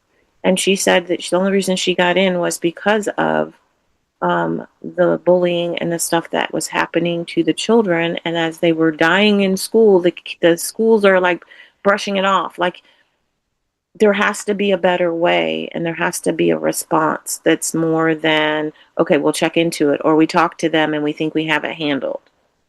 And then somebody ends up taking their life because guess what? It wasn't handled, or their friend or somebody in that circle. And so I just think it's important that we as adults start listening and hearing what's going on. And as school board members, principals, teachers, parents of the bullied and parents of the bullier, that we become more aware of the catastrophic impact that it has, not only as they're going through school, but think about some of the people who have come back and done some of the school shootings, and those are their stories. And so maybe if we have the open communication and we expose some of the untruths or the facts that aren't really facts, we can start to heal and give people that opportunity to seek the help that they need, and for us to give them the help that they need. Yeah. Well, I think it's something that we got to do what we need to do to reach out to these kids. Let me get you in on our report, and then if you got a few minutes, Coach Charles gonna be in just a few minutes once he gets himself together, and we can talk about some other things. You know, also good news, Charles. But anyway, also, you know, I got at 8:30, Jill. I know you can't stay around for that, but I got a young man coming on as a guest. I had Dottie on yesterday. She was running for, you know, Dottie Joseph. Yeah, Dottie Joseph, but she was on yesterday. I got Stefan on this morning. He coming on about 8:30, running for governor. You are you familiar with him? I'm not familiar with all of them. So, but because we're doing the Black Caucus event in Orlando, I have sent out, so I know their names. I know Dottie. I don't know Stefan, but I have sent out information to all of the statewide candidates, and then all of the House, Senate, and congressional candidates. So I know the name, but I don't know that I know him. So I will put you on in my car so I can hear what he has to say. But look at you, Vernon, getting everybody in the mix. Yeah, I want to be able to give people an option, Jill. You know, particularly the underdogs and the unknown people a chance. I sent them some correspondence said you're welcome to come on the show. You, in particular, make yourself known to Northwest Florida. And he came on. Are you familiar with him at all? I His do name is know, Kenny Stefan. other than I know he was running, and I've sent him some information, but no, I'm not. Okay. Yeah. So, and I got other ones also scheduled to come on. Let me ask this: the event that you're going to this time, it's the same event that we went a couple of years ago that I went. When is it? And when is it? And when is it going to be again? I might have to join y'all. Y'all didn't send me. You didn't invite me this time, man. I'm not invited. No, that's not true. Call you and Derek think I'm a fence walker. No, it doesn't matter. I don't care who comes. Here's the thing, a couple of things. It's July 17th. It's 8 to 5, so it's on a Friday, which would mean you'd have to come in on Thursday. So we were thinking, would Jerry and Vernon and them come down? And it's just one day. Okay. So you're more than welcome to come. Absolutely. It is, we have the breakfast in the morning with the panels. So the similar panels, but different. I will send you over the flyer right now. And okay, please do. Yeah. Ifioma, Derek's going to kill me. Iki is our speaker. I can't say her name right. They call her, but I'll get you all that information. And Wednesday next week we can talk about it. But if you guys are interested, absolutely you can come. We have a breakfast, a lunch, leadership legacy lunch that we've planned. And then this is why we're reaching out to all the candidates, because from 3 to 5 we're doing a candidate extravaganza. And that gives candidates across the state. So even if you're running for school board, city council, all the way up to governor, the opportunity to get on the stage in front of people all across the state of Florida, give your spiel, give them your information. But the reason we really do it is because there are counties in Florida that don't have candidates that they know or that they can actually do postcards for, do phone calls for, knock doors for, all of that. And so when we did it 2 years ago, it was a big hit because people were like, you know what, I'm in so-and-so. Like, think about Okaloosa before we had, Gabe Alamont and Phil Ayer. Other than them, we just didn't have any other candidates. And so now, you guys have 14, I think, in Escambia, and we have about 5 that cover Okaloosa. And so, but it gives you that opportunity to engage, to help, to do some of the work that everybody wants to do. So everybody's invited. It's a very affordable conference. It's $150. You get breakfast, you get lunch, you get a drink ticket, and you get hors d'oeuvres. So like we're feeding you every time you go into a room, you get food. Yeah. Well, you make sure you tell them that those statewide candidates that they need to advertise with WBQP. I will do that. And what you can do for us, if you'll give Derek some of your cards, your pens, or something, we'll make sure that every single candidate gets that at that candidate extravaganza. Okay, remind me, because I got a whole bunch of stuff that I got left over from the last time. Yeah, just give it to us and we'll use it all. Okay, I'll do that. Thank you for reminding me of that. I wonder what I'm gonna do with all that stuff. I give my wife something to do, and my daughter. We'll get that to you. Okay. All right, now go ahead. Go ahead with your report. I'm sorry, Shuka. That's okay. So there's a couple of things going on. There's always something going on, but I think there's some things we need to talk about. So on Saturday, July 11th, Crestview have a celebration day. It's 10 to 2. They're going over the Crestview History Museum. It's at 198 South Wilson. They're going to go over how to fence. They're just trying to do a whole bunch. I don't know if you guys saw Mayor Witten, who is the mayor for Crestview. He's really amazing. I think he said this is going to be his last term. I'm not quite sure what they're going to do going forward. However, he is bringing all of these events for celebrating the 250th year and just building community and making sure that he's everywhere. So even though he's the mayor of Crestview, he's in Fort Walton, he's some everywhere. So there's that going on. We also have the fair market in Defuniak Springs. So this is Walton County. I'm always trying to give you guys something everywhere. And so they are going to have 50,000. They have 50,000 followers. They're going to have local vendors at their market. And that is also this Saturday. And I will get Vernon the flyer on that. And then what I would also say to Okaloosa is to be mindful. So we do have to get into politics, but I'm going to stay kind of neutral and just say this. Make sure that you've done what you need to do to ensure that you can vote. The primary is coming very fast, and you need to make sure that you're registered to vote, make sure you know where to vote, and then start checking out the candidates. This is your opportunity to make sure that the person that ends up going through the general is a person that the community chose. And so I think showing up, but being educated first. I think Vernon, you disagree with me, but maybe don't. I love the fact that we say, just check the box. Just check all the boxes, all the blue boxes, all the red boxes, all the MPA boxes, whoever box you want to check. And I don't think that's where we are anymore. I think that we are at who is the best candidate for all of us, looking at, and there's no perfect candidate. So we fall into this hole where we're like, but they think this, and it's the one thing I can't do. And I also would caution, and we probably need more time for this, but I would caution you for being a one issue voter. So I believe that in LGBTQ rights and you don't, so I can't vote for you. Or I believe in pro-choice or pro-life, whichever way you are, and so I can't vote for you. You have to look at the full picture because nobody's perfect.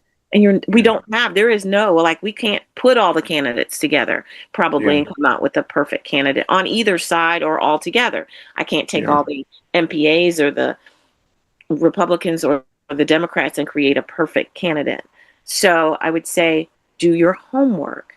Yeah. And your homework is not listening to just what we say or listening just what Charles says. It's doing your own personal homework, because my issues are going to be what impacts me. Healthcare. My son's a veteran. So those are issues that are dear to me. Yours might be housing. It might be the environment. It could be anything. And so you want to pay attention to everything. Jill, let's bring Charles in here on this conversation, because I know he's standing by, and I know you got to go, because I know he want to get his 2 cents in with you. Good morning, Charles. How you doing, my man? Your mic is off. Good morning, Mr. Vernon. Good morning, Jill. Good morning. How you doing this morning? Trying to get my light right, that stuff like that. But I'm doing good. I have my coffee and listen to Jill. What's going on, Vernon? I heard Doc Bennett. I've been listening to you all morning as I listened to you yesterday. You a listener? Charles, I thought you were I thought you just only came on at 8 o'clock so you can have your face on the plate. I didn't think you just listened. I listened, and I heard the lady from ECUA, and I went over there, and they told me I was too old, Vernon. They wouldn't take my application.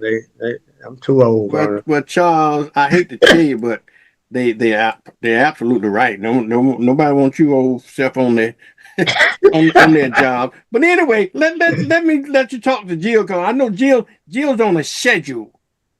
And she has to work, Charles. She ain't like you. She ain't on a fixed income like me and you.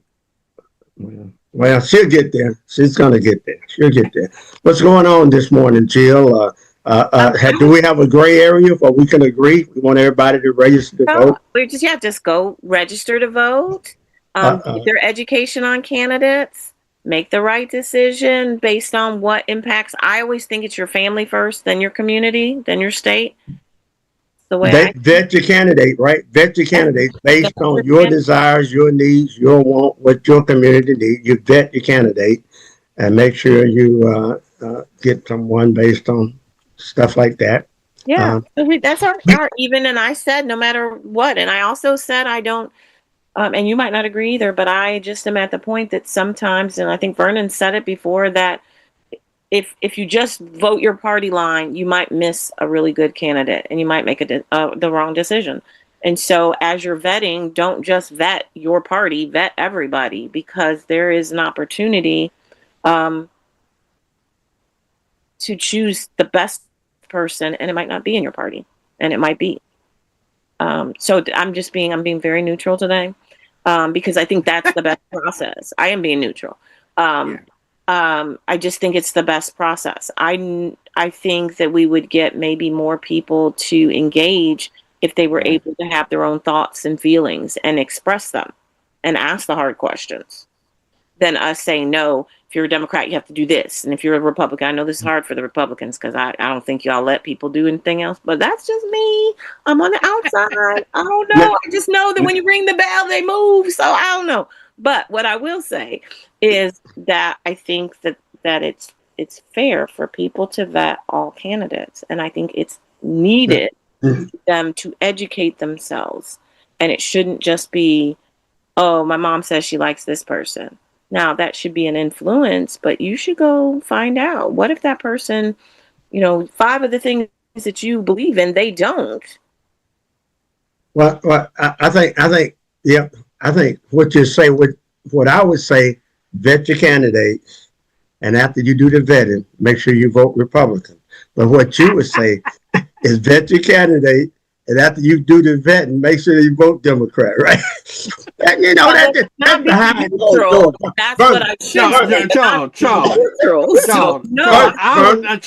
Wait a minute, Jill. Wait a minute, Charles. I would say vet your candidate, and after you vet them, vote Democrat. Period. That's what you say behind closed doors, Vernon. Okay, we say it down here. Since I'm on Vernon in the morning, I'm gonna say vet your candidate, and after you vet your candidate, make sure you vote your conscience. Your real one, not the one that's planted in your mind, but your real one. I don't know what and for me, and this is for me. I guess for me, there are some bad Republicans. There are some bad Democrats. We can agree when I say bad, not as a human being, but bad from a standpoint of some of the things that they have done or some of the action they're taking. And you want to take all of that into consideration, just like what happened out in Maine with the guy out in Maine. They're looking at maybe replacing him, but they're going to vet the replacement. But when they replace him, they're going to replace him with the Democrat. And that's what that's political. That's what we do. Like in Mitch McConnell, we vet Mitch McConnell, and if we replace him, we're going to try to replace him with the Democrat. No, with the Republican. We're going to try to replace him with the Republican, and that's what keeps this nation strong. That's what keeps us focused. That's what keeps us centered. We can agree to disagree after the debate at the dinner table, but once you go public, this election here is going to be so close to you that we can be friends, but politically, you need the Democratic Party. If you want to take event over the House or this or that, the Senate, you're going to have to elect Democrats. You're not going to be able to, and if we want to maintain it, we're going to have to find Republican, and and every now and then we get a pig and we have to put lipstick on them. Hopefully this year we don't have to. Hopefully we don't have to do that this year, because there are good candidates out there on both sides, and I thank God that President Trump's name is not on the ballot. Me too. Thank God for all favors. I think I can get off on that. I think I can get off the show today, understanding that we are all thanking God not just for being here and but for thanking God that he ain't on the ballot. But that he is not on the ballot, because I can tell you right then. John, I hate to tell you, but people would be upset, because I believe that would cost y'all everything. Right? No, because if he was on the ballot, we wouldn't have to work so hard, Vernon. You wouldn't. You all would just lose. But we would have, our base would be a little bit more motivated. So we're going to have to. And so you're thanking God because of that, or are you fixing your words because that's what we do as Republicans? Charles, I want to keep that. I want to keep this out of your Republican friend, because they're gonna take that out of context. They're gonna take it. They're gonna take it to the meeting, and they're gonna tar and feather you for making that statement. But what statement? The statement you said that thank God Trump wasn't on the ballot this time. You're gonna be taken out of context. Because if he was on the ballot, the Republicans would have a better chance. We would not have to work so hard, because we're working hard because he's not there. He's the leader of the party, so he motivates the base. He does motivate. He motivates the base, Vernon. I'm not. No, they're gonna hug my neck because I'm saying the right thing, Vernon. I'm saying that. Okay. So tell them that your dear friend Jill says it's a good thing that he's not on there. Thank God. And Jill's saying it for a different reason. Can possibly win, because if he was on there, I do believe that would be the sentence for you guys not to win. Who is the boogeyman on the Republican side of this year? If you say a boogeyman, we don't beat up on that boy in Maine, that fella, not boy, but that young man over in Maine. And we got a few folks in Texas. We got a few people that we don't have we pretty much had Joe Biden for a while. Who do you guys have this year? Are you still, is Trump still a boogeyman on the Democratic side? You kind of like Trump? I'm just asking, Jill. Is it still, remind your audience, he's going to be there for 2 more years. We do know that. And if just follow the guidelines to make sure that he's not there after those 2 years, that would be fabulous. Does his name still motivate your base if you say, we Trump, if you say that? I mean, he motivates the base, but he motivates more than the base. He motivates the NPA base. He motivates everybody. It's just which way are you motivated? I will say that. I think that he is the motivating factor. Some of that makes you move towards, and some of it makes you move away from. Maybe some of it keeps you in the middle and say, hey, this is what I'm going to do. But the one thing I can say about him is that he has become a motivating factor across all party lines. Yeah. And the thing is that why do we love him so much? You? Yeah. That is. But Charles, that is a damn good question. That is a great question. Damn question. Tell me that. Why? On here for that. But, just tell us why. I don't know. Can you explain to us why y'all love him so much? Yeah. We love him because he's straight up.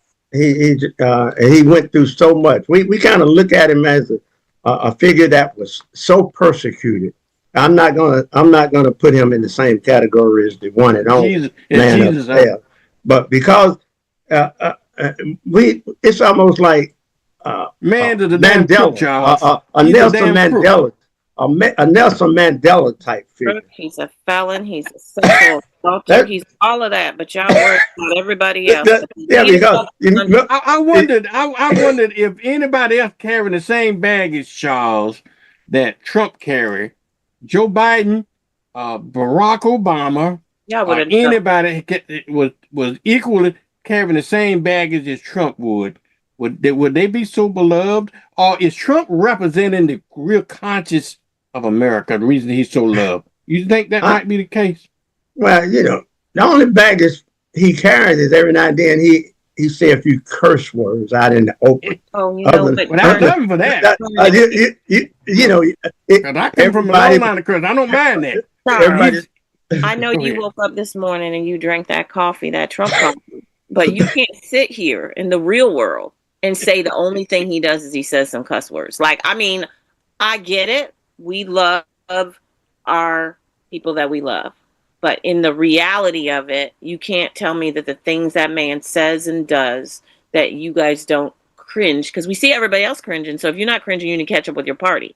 Because there's often times that he's doing things and they're like, please don't say that. Don't do that. So if all you can come on the show this morning and say is sometimes he cusses. Yeah, every now and then. Every now and then he cusses. You got to admit, you know what? That coffee you drink is strong. I mean, I think it comes out when y'all are born. I think it's the mother's milk. And when y'all are changed, I'm not quite understanding it. But for the real world, and Republicans, Democrats, whoever, I'm just saying for the real world, it's a whole lot more than him saying a cuss word. I guess who is it on the Democrat side that you revere, the same holding that high esteem as we hold? I guess you would have to. You have a person over there you have to tell me, because I can tell you Trump our side? Who is it for you all? Who is it that you guys are just like, oh, if that person would just disappear? Who is it? You're Well, on the Democrat side or Republican side? On the Democratic side. Who is it? Well, at one time it used to be Nancy Pelosi during the first term, but when we were trying to build that wall, and she say not one red cent. Ooh, oh, this my heart would cringe. Nancy was tough. When you guys had Nancy Pelosi, Hakeem, I'm not sure. He got some issues there in New York. Him and Chuck Schumer, they got to get some tough skin because we're not gonna let up because of who you have in New York, and he's seeking the leadership. But only thing we want the president to do, Trump to do fix the economy, deal with affordability, and bring oil prices down. If we can, we may have to really put a hurt on Iran because they reneged on our memorandum of agreement. We had an agreement, and that's like dealing with the man down below, and they violated that agreement. So I don't know how many times. So things are not going to be looking so well for Iran, and because the peoples who are violating the agreement are really the level 3 and 4 folks. You got the folks out there behind the weapons and all, and the folks at the leadership are trying to come to an agreement. But don't be surprised if we just, because we're going to have, as Republicans, we're going to have to deal with oil prices, deal with Iran. We're trying to bring peace between Russia and Ukraine. What Ukraine is doing is they're operating from a position of more strength. They're stronger than they used to be because this thing been going on for about 5 years. So Ukraine, and hopefully we're looking at trying to come up with something in the next week or so. Maybe not an agreement, but at least to get them set down at the table, because Ukraine has put a pretty good hurting on Russia, and we need our money. We're trying to get NATO and Europe to come in because we need our money to go after Iran right now. So we're going to need some of those other countries to step up and help Ukraine. Not that we're going to turn our back on them, but that's what we're busy doing right now. That's what we're busy doing right now. Fun, Norman. It's so good to see you. But anyway, I'm going to leave you with this because I do have to go. But I also want to say something. I gave you some nuggets this morning. Those are nuggets I gave you. You gave me something to chew and spit out. But I appreciate it. What I would say is next time you come on and we come on, let's talk about what he's going to do here in the United States or the states of America, because that's where we live. And there's affordability. Yeah, what's affordability? It was that White House where we changed the White House into all the gold rooms. Is that affordability? We got some private funds, very little private funds. So maybe those very little public money, private citizens, very little public money, and we're operating within the law. We're operating within the law. Stefan, I see you there. I have to go, but I just want to say hi. You probably received some emails from me. I'm Jill Lewis Staggs from the Democratic Black Caucus as well. And so we have our event coming up July 17th. Your team should have been receiving emails. We'd love for you to join us in Orlando. And I will send you another one today just so that you can now know who we are. But I'm so glad that Vernon got you here and that you were willing to come to Northwest Florida, because we matter too. And I apologize in advance. I'm apologizing in advance for Charles, but he's a good person. Most of the time, he's a good person. Sometimes he drinks that Republican coffee every morning, and so he's deep in it. All I've heard all morning is good stuff about you. So I'm starting from that position. Okay, thank you. All right, I gotta go though. So Vernon, thank you so much. Charles, thank you. Stefan, we wish you the best in your election. And then we're here if you need anything, and hope to see you on the 17th. Thank you. Thank you so much. You do what you do, and thank you for what you do. Thank you. You too. Have a blessed day. All right. Okay. All right, Jill. Thank you so much, Jill, Miss Thank Jill you, Dags. Jill. You know, Jill's on every Wednesday, y'all. And Charles, my co-host. Stefan, good morning. How you doing? Stefan, y'all. Let me introduce Stefan, if you will. Stefan, is there any way you can turn your camera horizontally, if you will? Okay, yeah. Yeah, because I can get a better picture of it, because this is TV, if you will. But Stefan, y'all, is running for governor of Florida. Okay. And so thank you, Stefan. I appreciate that. Okay. And he's running for the governor. He's running for the governor of Florida. Stefan, I wanted to talk to you about I got to get your camera. I need to get your camera situated, okay, if you will. Yeah, I am. I'm so sorry. Give me 1 second to go ahead and make sure that I have the I'm able to use my Bluetooth on this. Okay. But anyway, Stefan, his name is Kenneth Stefan Norman. He's running for governor of Florida. Charles, he's our special guest. Stefan, Charles Thornton is my co-host on Wednesday, and Charles, while we get Stefan situated here. Stefan, are you okay? You got it? There we go. Yes. There we go. Look like it's situated here, okay? That's what I did. So that's why I come to the meeting early, make sure I get myself okay. Is that better? That's fine. That's fine right there, okay? That's fine right there. Stefan, tell us about tell us who is Stefan, where you from, why you running for governor. Give us a little background on who you are, because I know you're running. You among many others are running for the governor of the state of Florida, and we'd like to know a little bit about who you are up here in Northwest Florida. Yes, sir. Well, thank you so much, Mr. Vernon, for having me. And thank you all that, put the radio show together, for having me on as well. So first of all, good morning to everyone. My name is Stefan Norman. I'm running for Florida governor. I'm born in Texas. However, I moved to Tampa when I was 2 and have lived in Florida ever since.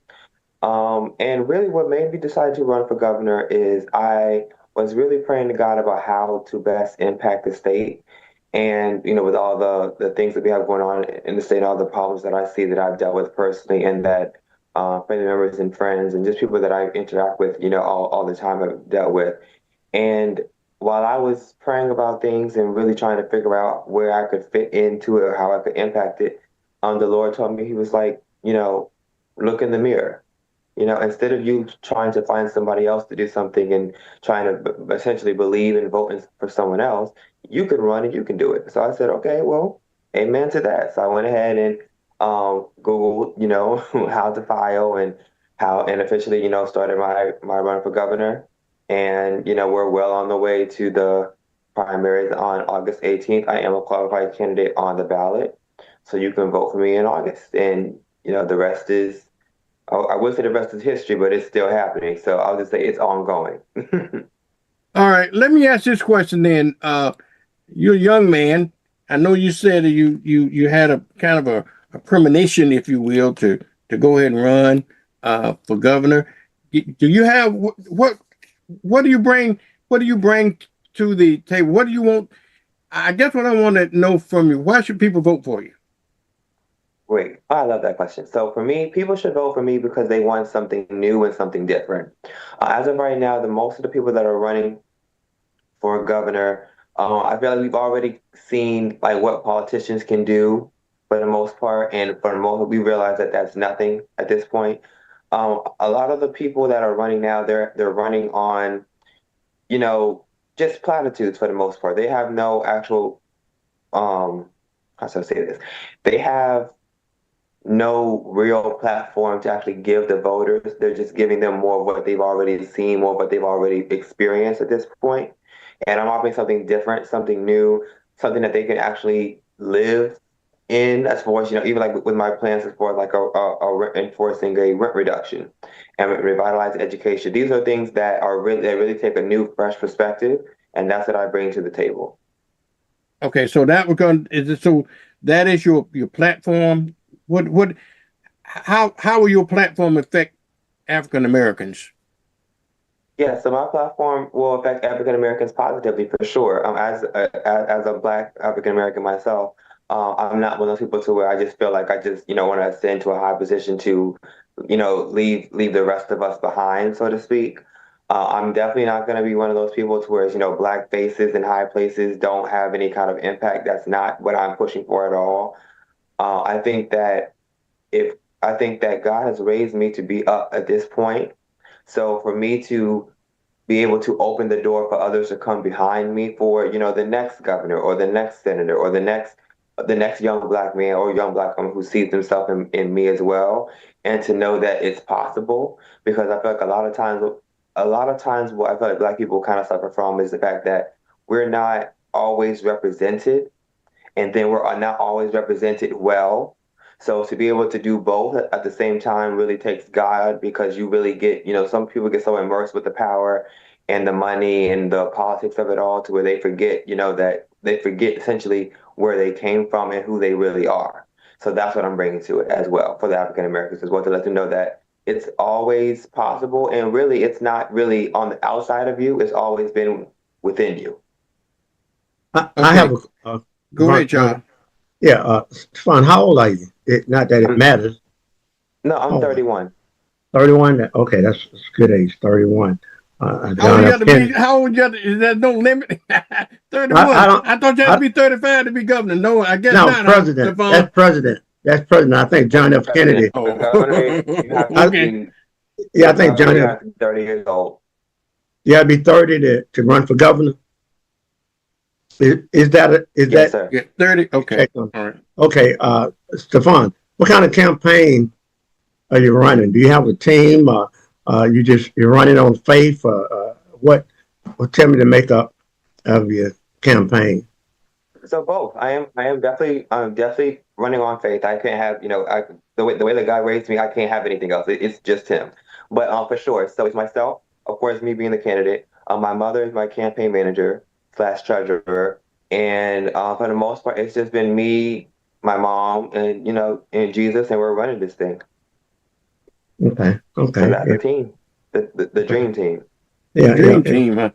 With mama Okay. and them. What part of the state do you live in? I live in Tampa. You live in Tampa? Okay. Yes, okay. sir. This is my first time hearing about you. I'll make sure I do my due diligence.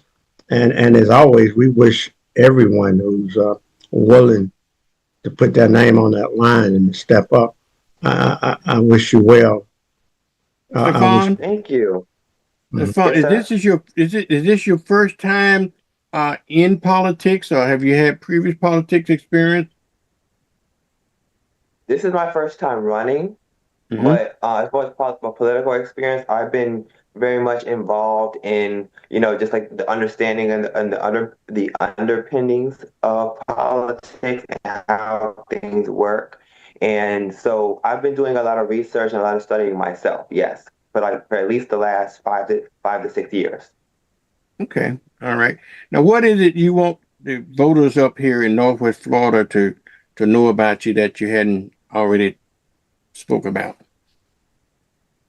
Yes, sir. So what I want the voters in Northwest Florida to know is that I'm here. And, my name is Stefan Norman, of course, but also to let them know that, they're not forgotten.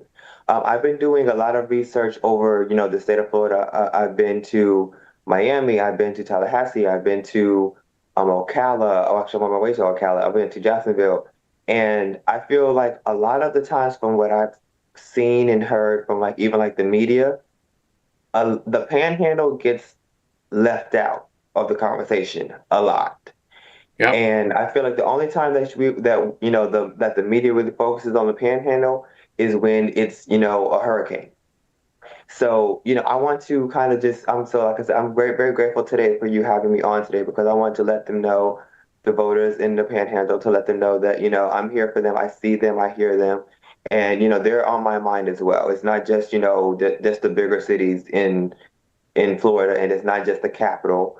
They have their own culture, they have their own way of doing things, and I see them and I hear them as well, and I'm fighting for them as well. They're not left out, of any of my plans or any of what I have going on for them as well. What I have going on is for everybody. I, Jolly is the front runner, I believe, on the Democratic side. You're running as a Democrat, right? You're running as a and how many Democratic candidates do you currently have running for governor of Florida? Do you know?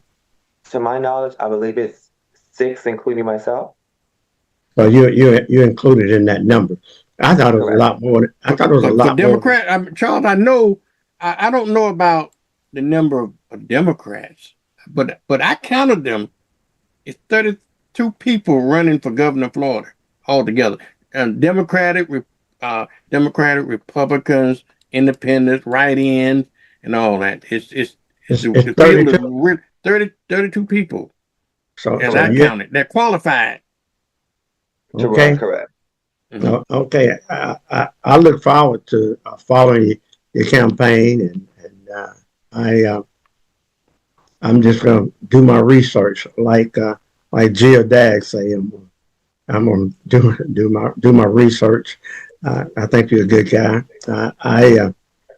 Of course, I'm a Republican, but at the same time, you're a young man, so I wouldn't do anything to deter you. And I just want to say to you, the experience that you're gaining now is going to prepare you for the things you're about to do. The door that you're coming through is the door that most of the leaders had to come through. So stick with this. I want you to don't quit, see it through. And if you win, you win. If you don't win, look at all the good, and look at sometimes we all make mistakes. I even make them myself. And No, not you, Charles.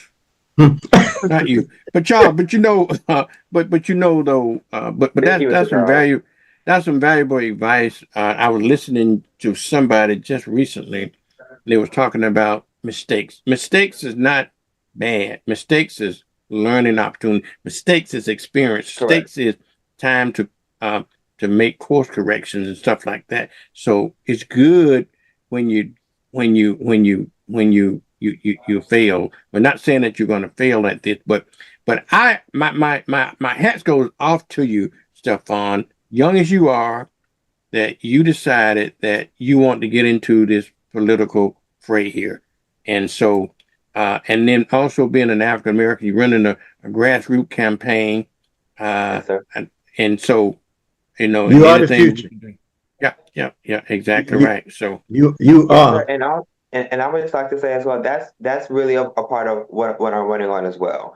I feel like a lot of times what people do is that they want change, but they don't really want to invest in that change. And also the second part of that is that they sometimes think that they can expect change from the same candidate.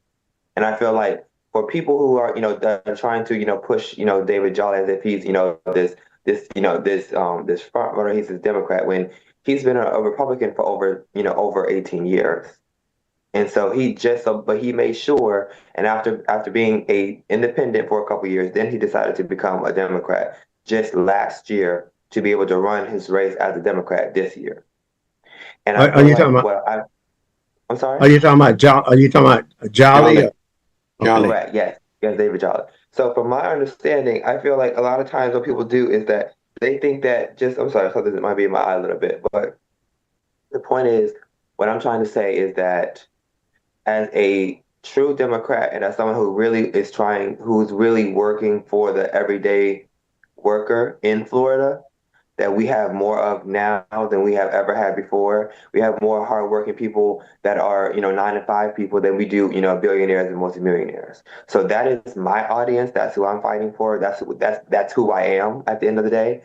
And I just want people to really know and understand that in order for us to get somewhere different, to go somewhere different, we have to elect someone different. If we keep on electing the same kind of politician, the same kind of person, the same kind of status quo at this point, we're not going to progress any further than we already have. And I don't see the intelligence really in getting rid of one Republican in Ron DeSantis, who's been term limited, to elect another Republican in David Jolly. that doesn't make sense to me at all. Well, I'm Okay. I'm running on just authenticity. I'm running on, just being who I really am and bringing that to the table because I want people to know and understand that the most important thing that you would want for your governor to be is for someone to be who they really are, not someone who's trying to masquerade as something that they're not or try to pander to people that they really had no interest in working with before. But now all of a sudden, 365 days later, now they, after they switch their registry, now they want to be a part of the cool kids club at this point. I got one more question for you. Since you're running as a candidate, serious candidate, does that give you any access to Tallahassee, the Capitol, or have you had an opportunity to do a walkthrough, speak to some people there? Your name is on the list, and a lot of time candidates receive certain access that none kind of have you went in and tried to exercise that access if it's out there? Have you been to the Capitol to kind of see I how? have been to the Capitol. Yes, I've been to the Capitol because of course we have to go there, to qualify. So we have to turn our paperwork there and things like that. So yeah, I've been there before, yes. But as far as resources and other things like that, no. No one comes Access. in and I'm gives not us talking about. I'm not talking financial. I'm talking about folks in your own party, people, because everybody has a candidate, but everything should be somewhat nonpartisan until after the primary. So that that even though everyone has individuals, they have candidates, but most organizations just kind of free up something as far as information during the primary, hoping the best person will win. So look, you may want to look into that, check with your state party, and let them know you're running, and maybe you can gain some access. You was talking to this fellow, and he mentioned that. And Okay, well, thank you for that. But I know for a fact that, from my understanding, certain Floridians, of course, and I know because I don't necessarily have the big name just yet. But at the same time, I do know for a fact that Tallahassee knows that I'm running. So it's not that people don't know. I think that what they're doing to me, being quite honest with you, is that they've already anointed who they want to put their support behind. So always. therefore, they've kind of shut everybody who's not that particular candidate out because The only thing you're going to be, not to cut you off, but the only thing you're going to be seeking is information. You're not seeking support, and information is public. It's not private, particularly within your party. If you're a Democrat running, then they should be willing to share information because if information is public, it's not their information; it's our information. The public. Stefan, you are running, but you are a Democrat, right? You running as a Democratic candidate? Yes, sir. Okay, all right. Okay. All right, Stefan, anything else you want to share with us on up here in Panhandle? Lastly, I just wanted to just quickly go over my points as well before I go. Again, my name is Stefan Norman. I'm running for the governor. I have my first point, I call them my FON 5 points. A rent reduction in Florida. I'm sure you guys, have heard, but the rent in Florida has been increasing over the last 5 years, especially under DeSantis, and he's been allowing corporations to price gouge the residents of Florida to the point where it's driving out the elderly, it's driving out seniors, as well as young people to move to states like Georgia, South Carolina, North Carolina, as well as Texas because of our high rent rates. And I want to go ahead and see what we can do to change that because it is possible. Another one of my points is revitalizing education. I want to bring Black history back into American history classrooms. And I also want to make sure that the children know the full grasp of American history. And that includes what Black people went through in order to attain the freedoms that we so gleefully have today. I want to expand Florida healthcare. Under current Governor DeSantis, he denied the Medicaid expansion. So at the time when he did it, 800,000 people were knocked off the health care. And as of today, it's up to about 1.4 million people. So I want to put them, make sure that we can cover our Florida residents from the womb to the tomb and make sure that they're covered to where they don't have to worry about using the emergency room as their primary care physicians. And and with all that being said, I want to also let people know that just because something is different does not always mean that a person is inexperienced. And I think what people have done to me and others, but mainly to myself, is they confuse youth with inexperience. And just because a person is young and just because a person is youthful and they're running for something that has a big ambition does not mean that they have to have all the experience in the world. Because a lot of people that have run for office that are not my skin tone and not my skin color, they've run for office before and they didn't know nothing about what they were doing. They didn't have any idea about what they were getting themselves into. Versus me, with all the information that I have before me and all the research that I've done, I know exactly where I'm going. And when I ascend to my position, I know exactly where to start. So there's no sense of inexperience when it comes to myself and what I bring to the table and what I will bring to the table as governor. And so I just wanted to just let you guys know. So thank you guys so much. Thank you for having me. And, may God continue to bless you and may God continue to bless me as I run this campaign to the top. And again, I am a qualified candidate on the ballot, so you can vote for me on August 18th for the primaries. And I actually will be in Pensacola this week, actually, if I'm not mistaken. I will be there Saturday. There's an event that I've been invited to for a debate, and I will be there. So you want to come and meet me in person? You can see me there. All right. Thank you so much. Thank you, Stefan, and good luck in your bid. And like I say, nothing like running a grassroots campaign and so forth. So good luck. Now, if you got a website that people want to know a little more about you, want to donate to your campaign, anything like that, that they can reference. Yes, I'll just read it off to you.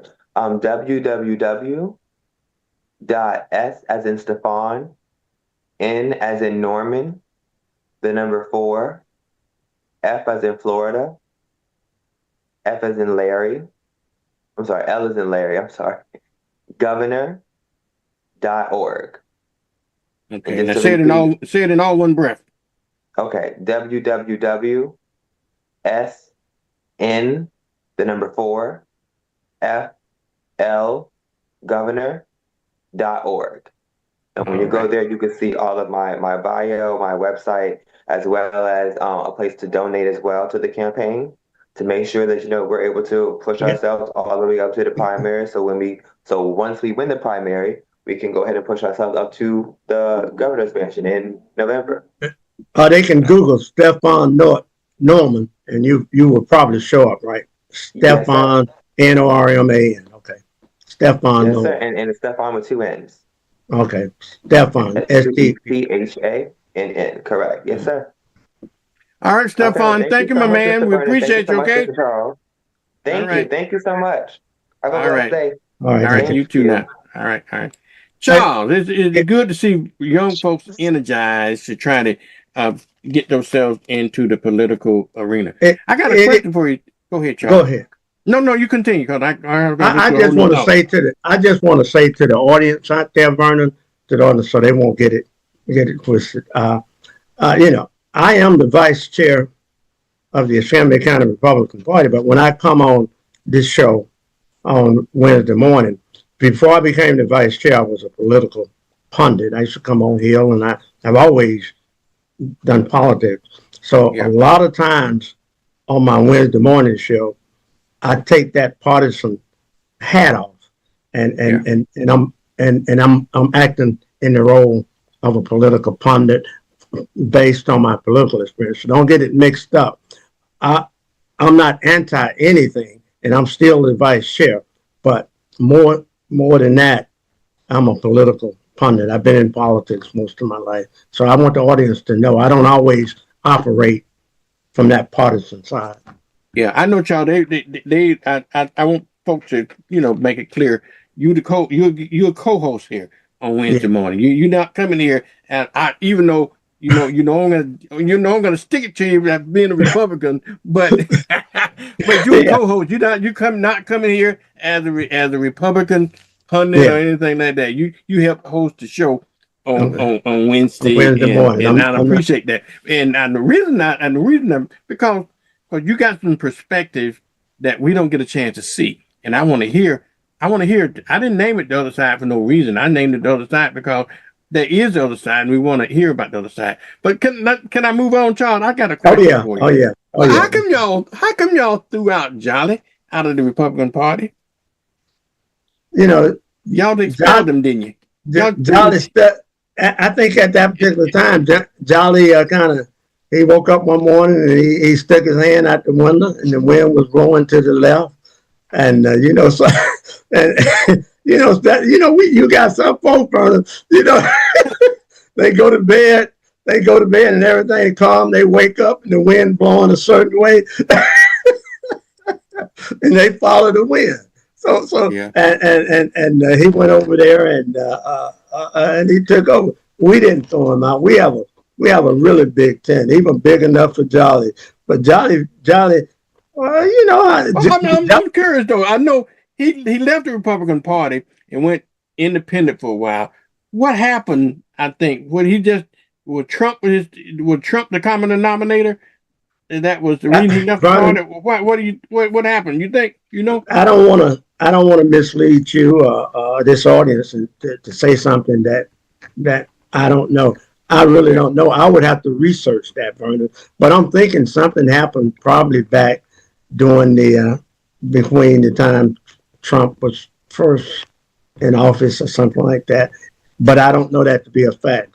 I would say to the audience, I will research and find out why he left the party. Maybe we became too Christian. Maybe we became too Christian oriented for him or something. Oh, okay. Maybe y'all came too righteous since y'all was on the right. Maybe y'all came too righteous for him. Okay, he got to be on the Democrat. You know what, Charles? You know the right, righteous, and D for demon for Democrat for demon. What did Trump name him? Well, I ain't go there with Trump name. But something happened. But he's done well over on the Democratic side.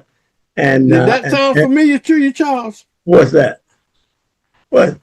But being right. I know. I got a friend of mine that switched parties. He wasn't doing so well in the Democratic Party, but when he switched to the Republican Party, he became a superstar. I ain't called no names, but I kind of understand that. I think I know that guy. And is he a pretty good guy, Charles? Yeah, I think I know that guy, and I think the way he got there was through hard work. He's just not a face. He has his own voice. Yeah. Before we run out of time, Charles, I gotta ask you this because I know in 2018, you was I don't know. Were you you weren't a Republican then? I think you was a Democrat. I was a Republican. Yeah, I was a Republican. Were you? Okay, in 2018. Okay, I want to ask you about our good friend. I was a Republican. Gillum. He going through some issues. I guess you heard about his arrest over in Daphne and stuff like that. And you think politics is so dramatic that it drove the man to drugs or something like that? That he has other issues. I was a Republican, but I attended a barbecue thing for Andrew over there on Mobile Highway, and I wasn't going to vote for him because I was a Republican, but he was a phenomenon. He was Mayor Tallahassee. Washington D.C. was very fond of him, and I was talking to somebody else today. I think in politics, when you lose, you really don't lose. And I try to tell people all that. You need to take that experience and move on. All he had to do was just maintain where he was at, hold that position, and he could have grew in the party. He could have ran again. He could have done that. But some reason, I hate it when people, they run for an office, they don't win, then they give up. Why were you running? Because whatever you had to help. Yeah. I mean, that guy had a bright future ahead of him. He was a bright, he was a great mayor of Tallahassee. He had a bright future ahead of him. What happened? He was the chosen one, Vernon. I think what happened is once he lost, and this is just Charles talking. I think he got to a fork in the road. and the fork says, "Okay, I want," and I think he just, I believe he smoked something or took something or snorted something. He done something or somebody. I think it was the people who he had surrounded himself with. You have to be careful, not just in politics, but in life. Because no matter how hard you are, or know how smart you are or something, if you get around certain influences, they're going to have an effect on you, Vernon. I think he, instead of associating up, what he should have done, he elevated his peer group down, and they got him caught on something. And drug is a powerful thing. Whatever he was on, it was a powerful thing. He needed someone closer to him that cared about him. And you got to make sure that people are not draining you for who you are and what you are, because once they drain you, they'll drain you down to that level. So what he done, something influenced him, because I don't think he was that person when he was running. He lost. He went into a deep funk. It'll either make you or break you, but it's something personal that happened in his life, and he had no one there to save him. And instead, they encouraged him. People will wear you down, running that, and he made some bad. You got to be able to cope, and maybe that was his trying to way of coping. That's what people do sometimes. They turn to substance stuff to help them cope with situations and so forth. Yeah, you're right. Musician does it. Big money folks does it. All types of people when they reach a certain level, and going up is nice, but coming down, you're used to it. A lot of people just can't deal when you've been on top for so long, brother. And a lot of people can't deal with that. A lot of folks can't deal with it, and he had a fall. And one mistake leads to the next mistake, and the next thing you know, you're at rock bottom. I always tell folks, please, before you hit rock bottom, call somebody. On the way down, it's okay to hit a bump, but Charles, that you made a profound statement in, and that's something that we need to work on in our community. Is that we need to seek counseling for whatever our demons are. For some reason, counseling in the Black community is a kryptonite. I don't understand why. It's the same way with Black men getting prostate exam. You know, certain things with stupidity. We just don't do things sometimes out of stupidity. Counseling is good therapy for people, but in the Black community, we associate counseling with being crazy, and nobody wants to be identified as being crazy.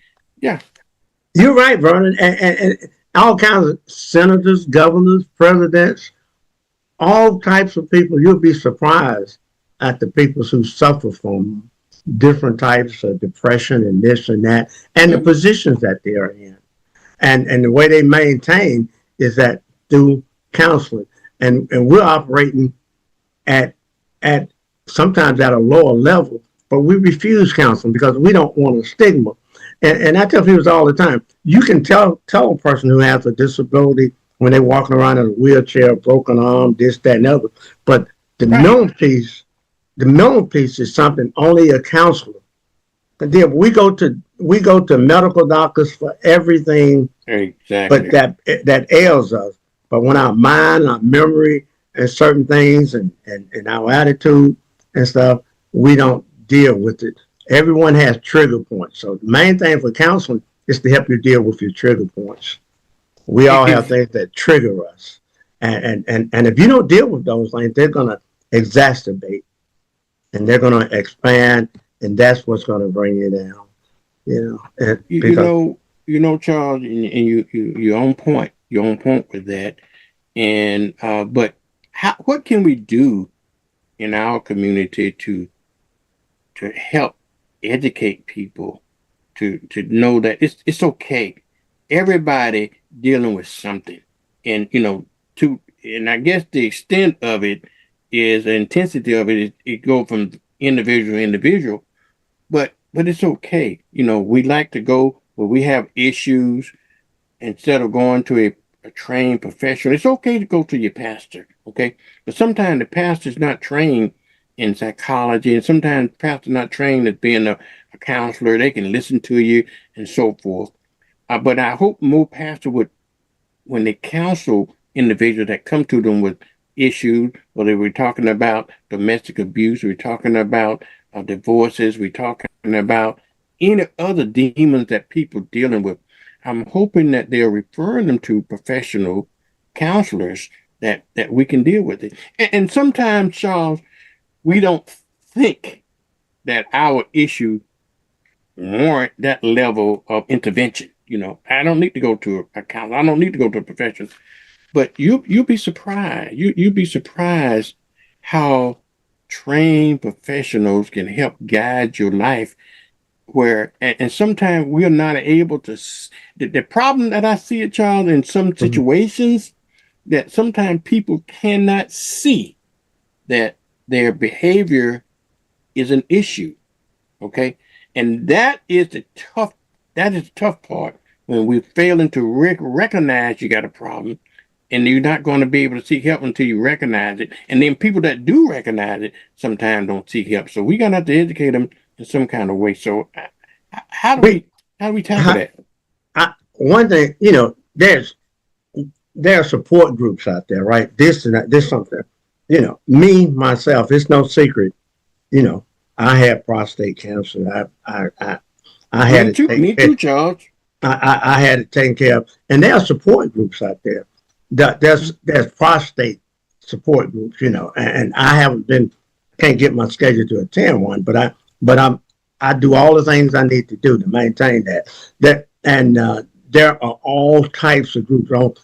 Some churches have the men's meet on Sunday, or a counseling group. But what we need to do when we have these things, we need to invite professional counselors, maybe to our meeting, and then we need to take that out into the community. Even with parents, we got to tear away that stigma that's behind that, because that's what gets you to a healing process, and we got, if the parents has a stigma with counseling, you're not going to be able to talk to children in the counseling. I don't want my child getting this, because a lot of them just afraid the child going to say something in counseling. Yeah, that they don't want them, that child going to tell it. They think the child is going to go in there and talk on me, talk about them. So that becomes more important than the child, afraid of what the child is going to say. And so we're going to have to start living our life and doing the things. And I'm not saying we're not, to a point where we care more about our children than we care about the stigma. Because if we can't save ourselves, if we can't save adults, at least we need to start getting these young folks counseling. And there are units out there, and I'm sure there's a lot of funding. We get a lot of funding for everything, but I don't think there's a group for counseling. Not just ministerial. Ministerial is good, but we need folks that are licensed and stuff in our community to come in. We need the school system and everything. If they see that behavior, they need to make counseling a part of that, what they call, I don't call it punishment, but make it part of whatever they render. Okay, you're going to have so much, this child has a behavior problem. So what we recommend is that you have so much counseling there, get the report back, not based on substance, but we need a certificate of attendance. Because the parents don't want a lot of the parents, this is not blanket, don't want their child to go, because they don't want their child to talk about the condition that they're in. They're afraid that child is going to say something. But if you live your life to a certain point, maybe that'll help straighten the house up. If you, because the child, because young folks, they gonna talk, they go, and I think that's one thing. You got to get counted. We take them. We have them playing football. We have them playing basketball. We do everything, but it's in Yeah, I call it in the VA, and I tell them over there all the time. I say, so many people are falling through the crack. You know, that's the crack that people's fall through.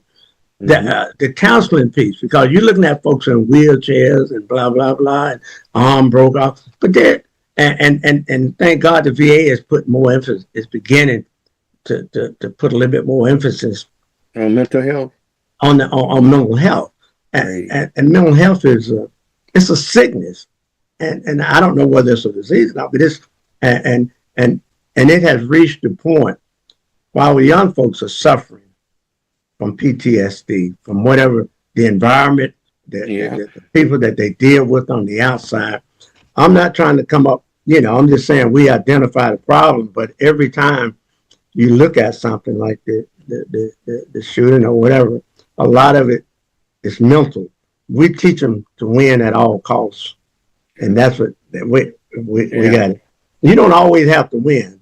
You don't always have to win to win. I've done a lot of things, Vernon, and I know the song say we're a winner, but I'm just a combination of all my failures, all the things that I've been through. I'm just, when you see me, you see me here, but what got me here, not necessarily my victories, but my failures. Failures. Well said, John. Well said. I really can't count too many victories. Well, and that's what I'm saying. Failures, all failures eventually going to equal to victories. Yeah, and that's the way. But we don't want them to fail just because. If you look at me, I wasn't the smartest kid in school. I really, and I worked real hard, and that's what we have to do. We got to make sure that if we got an average student, each child is worth saving in spite of. I don't want to jump ship on something different, but that's what we're going to have to do, Vernon. I think if we can get that counseling piece in, but we need the parents to buy off on that, and we need the county and the other groups to support that. And Charles, it's so important that we get it for the kids, because we can at least manage. We can require it for the kids. We as parents, we can make kids go through certain things. Yeah. But the other piece of it is that an adult needs to recognize and respect the power of counseling, and whenever issues that they go through, they should also. That's Mr. Porter calling me. I can't talk right now, but anyway, they should also consider dealing with these issues. And Charles, as you were saying, the problem is that we don't sometimes identify with internal issues, mental, what we call, and I think maybe it's all in the word, and that word mental it denotes something negative. Okay, so maybe let's start using internal issues as opposed to mental issues, because internally, externally, we know what's wrong. If you break your leg, I know. If you got a toothache, you know what I'm saying. If you need surgery, you need heart, that kind of stuff. You know physical kinds of issues that we deal with. But sometimes the internal, quote unquote, mental issues that we can't, the issues that we can't see, is like the tip of an iceberg. Okay, tip of an iceberg. So we necessarily need counseling on that. Charles, I want to change when you finish your comment on that. I want to turn the tune to what happened this weekend. Okay, so let's talk about that a little bit. But go ahead, finish your thought on this mental issue. No. I just want to say we see it all the time. We see it with people walking up down the street in the middle of summer with coats on, pushing carts and stuff like that. All that's mental, all that. But we can't help them, but we got to be able to help our young folks. Because they're suffering from something. They're suffering mentally, a lot of them, not all the time. And everything is not payback. The best way to pay someone back or to get even is through success. Whatever your failure is, you don't blame it on no one, because we have a tendency in life to blame things.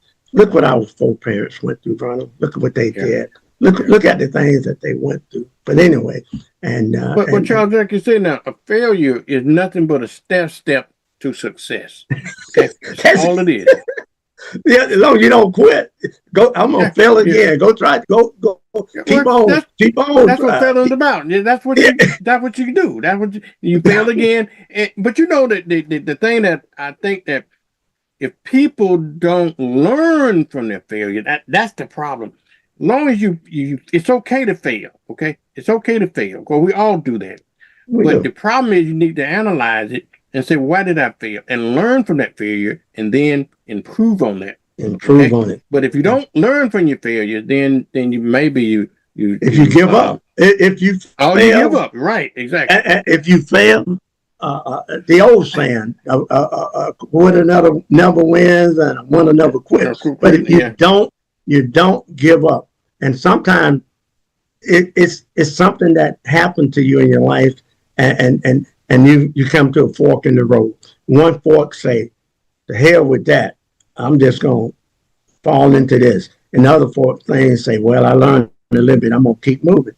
Always go with the side that says, keep moving, keep learning, and surround yourself with individuals who are going to support you in your effort. And never seek it. And I tell folks all the time, try not to seek advice. If you're trying to do something, try not to seek advice from someone who has never done anything. It's not a subject matter, because some folks they want somebody to agree with them. They just want, I wouldn't do that. And then you look at it,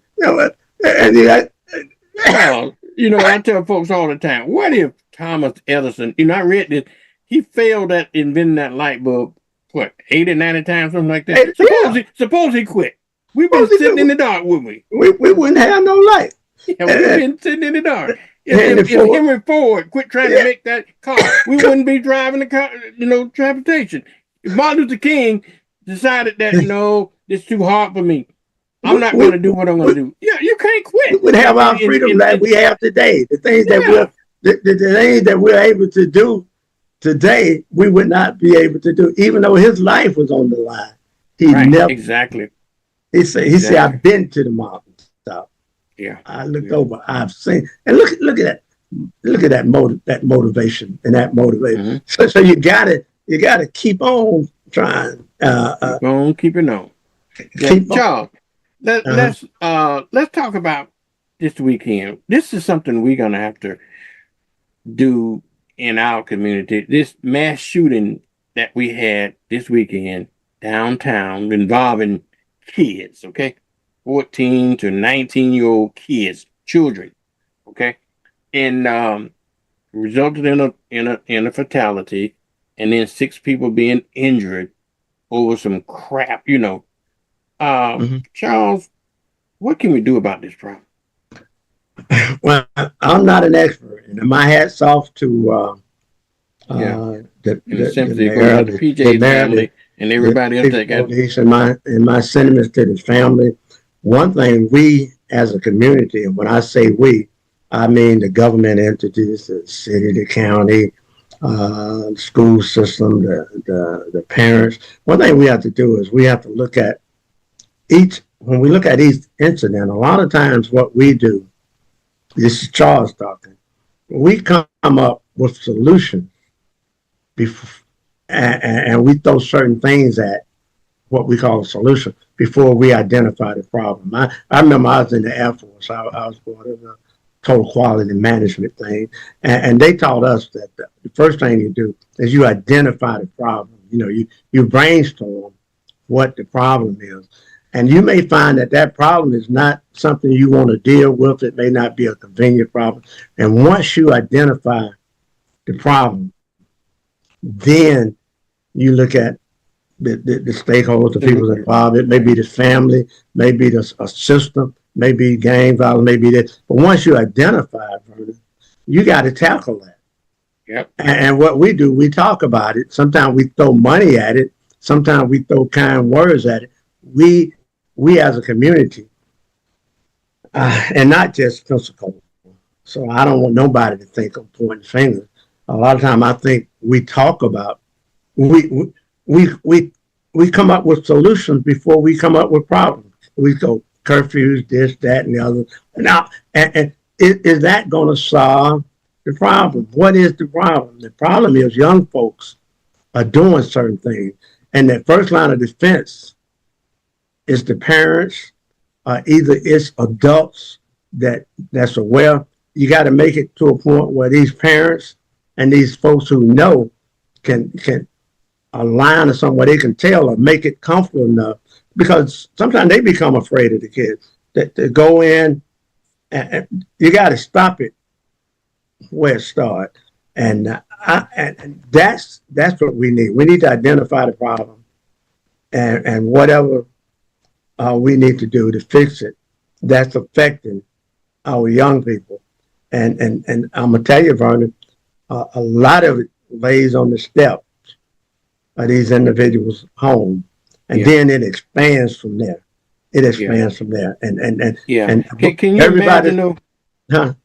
Yeah, I agree with that. You know, when you got a 14-year-old child out at 1:30 in the morning, Charles, that's an issue for I'm concerned. You should know where you remember the old commercial had, do you know it's 12 o'clock, you know where your children are thing? You remember when you told me, y'all city folks told me, y'all, when the street light you had to be in when the street light came on, and country folks saying you had to be in the house when it get dark, stuff like that. What happened to that, Charles? Yeah, because you could be out playing in the dirt because we didn't have pavement, and but you can be outside playing and stuff like that.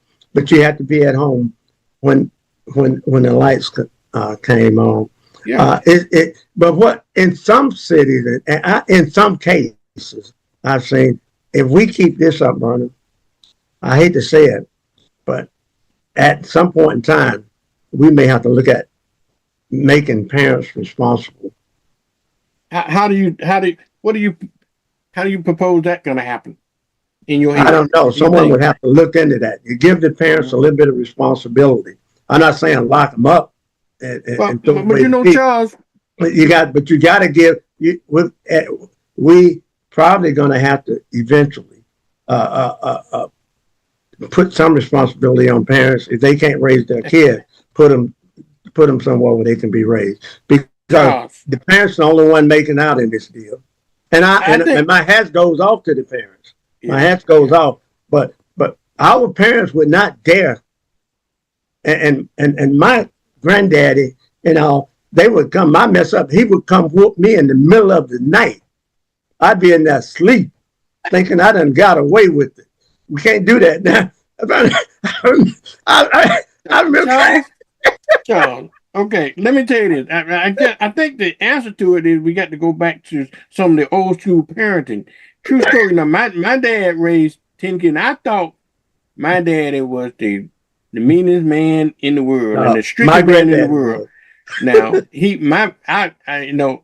I used to stay with his mama, my grandmama, and she had this saying, Charles, all the time: "Out of time is the devil's workshop," and I guess she must have instilled that into my daddy.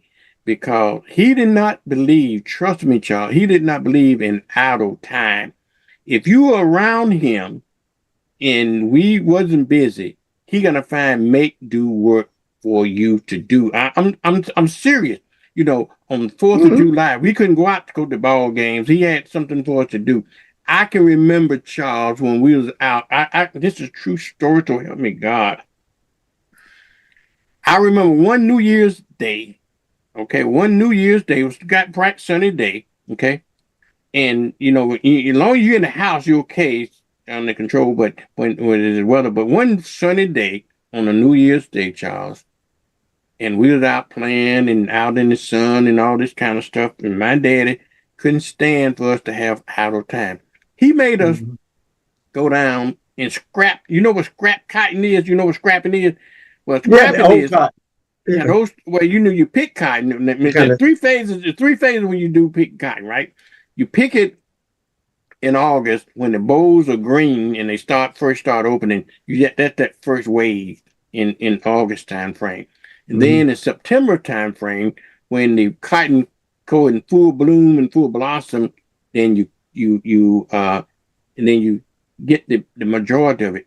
October, then you get a little bit that's left, but there's always going to be some bowls on the cotton. It's going to be late bloomers even after you finish your sitting. Then those blooms open, and that means it's just a few scraps there you have to go on each stalk. And so, but it's not enough cotton worth harvesting, right? Well, my daddy knew that, but for make do work, he would make us go down to the fields when we wasn't doing anything and scrap that cotton. Cotton he could never gin, cotton he could never sell, but it was make do work. We wasn't busy work, just busy work. Wasn't doing that. He would make us pull weeds out of the field or something like that. He would make us pick up a car. There was no free time. And I asked my dad one day, Charles, when I got grown enough I didn't. And I used to run around. It used to be four of us, Charles, Samp, and Larry, and myself. And so they had freedom. I didn't have freedom. And they could do what they wanted to do, and they could go where they want to go and everything. And so I asked my dad, I said, when I got grown, I had enough nerve to ask him, Dad, you were so hard on us and you're so hard on me. Why did you do that? And his answer to me, Charles, was, well, number one, your friend Charles, he's dead at 18 years old. Okay. Your friend Larry, he's in jail. And your friend Sam is on drugs. Now look at you. Look at yourself you are. Okay. Well, that's true to a sense. But what he didn't tell you that my friend Charles died of cancer at 18. That's the reason he's dead. My friend Larry was in jail because he didn't pay child support. And my friend Sap, he was on prescription drugs. But anyway, that was his point. His point was that I kept you busy. And I guess my point is too, I see the value. I do see the value in it. That's why I think that parents should get their kids involved in some kind of activities, after school activities, or get them involved in a baseball team or karate or something like that, a baseball or football, or get them a part-time job. To a degree, I agree they should have some leisure time, but free time when the parents are not there and they're unsupervised, that leads to issues, and I think that's part of the problem. And to have a 14-year-old unaccounted for after midnight was totally unacceptable. But in these days, we gotta have to go back to some parenting like that to help the problem. They're not gonna solve it, but they're gonna help the problem. It's gonna help the problem because they used to have just a little old simple saying a few years back. It's 11 o'clock at night. You know where your kids are. They used to have the thing. Do you know where your kids are? And now, I don't know this to be a fact, but I was told that there are parents now who are dropping their kids off in certain places, and they may go dance the night away or eat out the night away or do certain things, and they just drop them off at a spot, and the kids just free to roam. And these are young kids. You don't do that to young kids. I worked during the day, went to school. In the evening, guess what? We had the house I grew up in had a big old hallway. I was constantly sweeping the hallway, sweeping the room, sweeping up under the rug. Then after that, I would go in the kitchen and I would help out. It was like, and then after that, I would go to church, and I couldn't go out on a date until I was about 18, 16, 17. And I would they kept me busy. They just kept me busy. And I'm going to tell you, I turned 18. I didn't go to church for 10 years. had to go to church too, Charles. We had to go to church. I was 28 when I went back to church. Charles, your church experience, I did go to church because it was ingrained in me. I didn't think, but your church was like my collard green. My mama used to cook some form of greens every day. If it was collard greens, it was cabbage greens, it was turnip greens, some kind of. I got so mad when I left home. I said I ain't never eat nothing green again. And for a long time, I did not eat collard greens for a long time, just for that reason, Charles. We're gonna have to get out of here, Charles. But 10 years, brother, I was in the wilderness. No wonder you a heathen then, Charles. Your dad was your granddad. Was it your dad or your granddad was a preacher? My dad is my granddaddy. Yeah. Your granddad was a preacher. my daddy was a preacher, but my granddaddy raised me. Yeah. Okay. So my grandma. Your granddad was a preacher and a reacher, Charles. He was a preacher and he was a reacher. They say he done a little bit of both, and he was a Rolling Stone, Charles. Now, I'm gonna tell you, my daddy wasn't no joke. But anyway, that's my daddy. Yeah. Well, we all got to respect. My dad was a family man, but he was a reacher, Charles. I had to tell you. Let me tell you, my siblings get mad at me if they hear me telling this story. But my dad was a reacher now, okay? And this is a true story, Charles. And then we got to go. We got to get out of here. My mom was getting on him one time about philandering, okay? And you know what his response to her was? He said, baby, he was kind of a little hot at that. I can't help cause these women love me. I can't help cause they love me. But Vernon, that's why you always talk to me about being a preacher. My daddy was my example. So that's all I'm gonna say. That's all I'm saying. And Vernon, in the name of the Lord. In the name of the Lord. Okay, Charles, I got to go. We got to go. Forgive me, folks. Forgive me. All right, Vernon. I'm gone. Charles. I'm out. Don't get me. You're gonna get me choked up here. But anyway, Charles, I'll see you on next. I'll see you all on right, next see you Wednesday, next week. okay? See you next week. All right. Okay. Have a great day. All right, Pascal, thank you. And my buddy Charles. He's my co-host on Wednesday at 8 o'clock every Wednesday. Y'all know we went a little over, but that's okay. What else I got to do on a Wednesday morning, okay? All right, I'll see y'all tomorrow on another edition of Morning with Vernon. Get your coffee cup and join me at 6:30. It's Wednesday. Okay? Hump Day. Have a wonderful Wednesday with Morning with Vernon. It's time for Mornings with Vernon. Yeah. Yeah. Get up now. Come on now. Get up. For Mornings with Vernon. Get up now. Let's go. Get up now.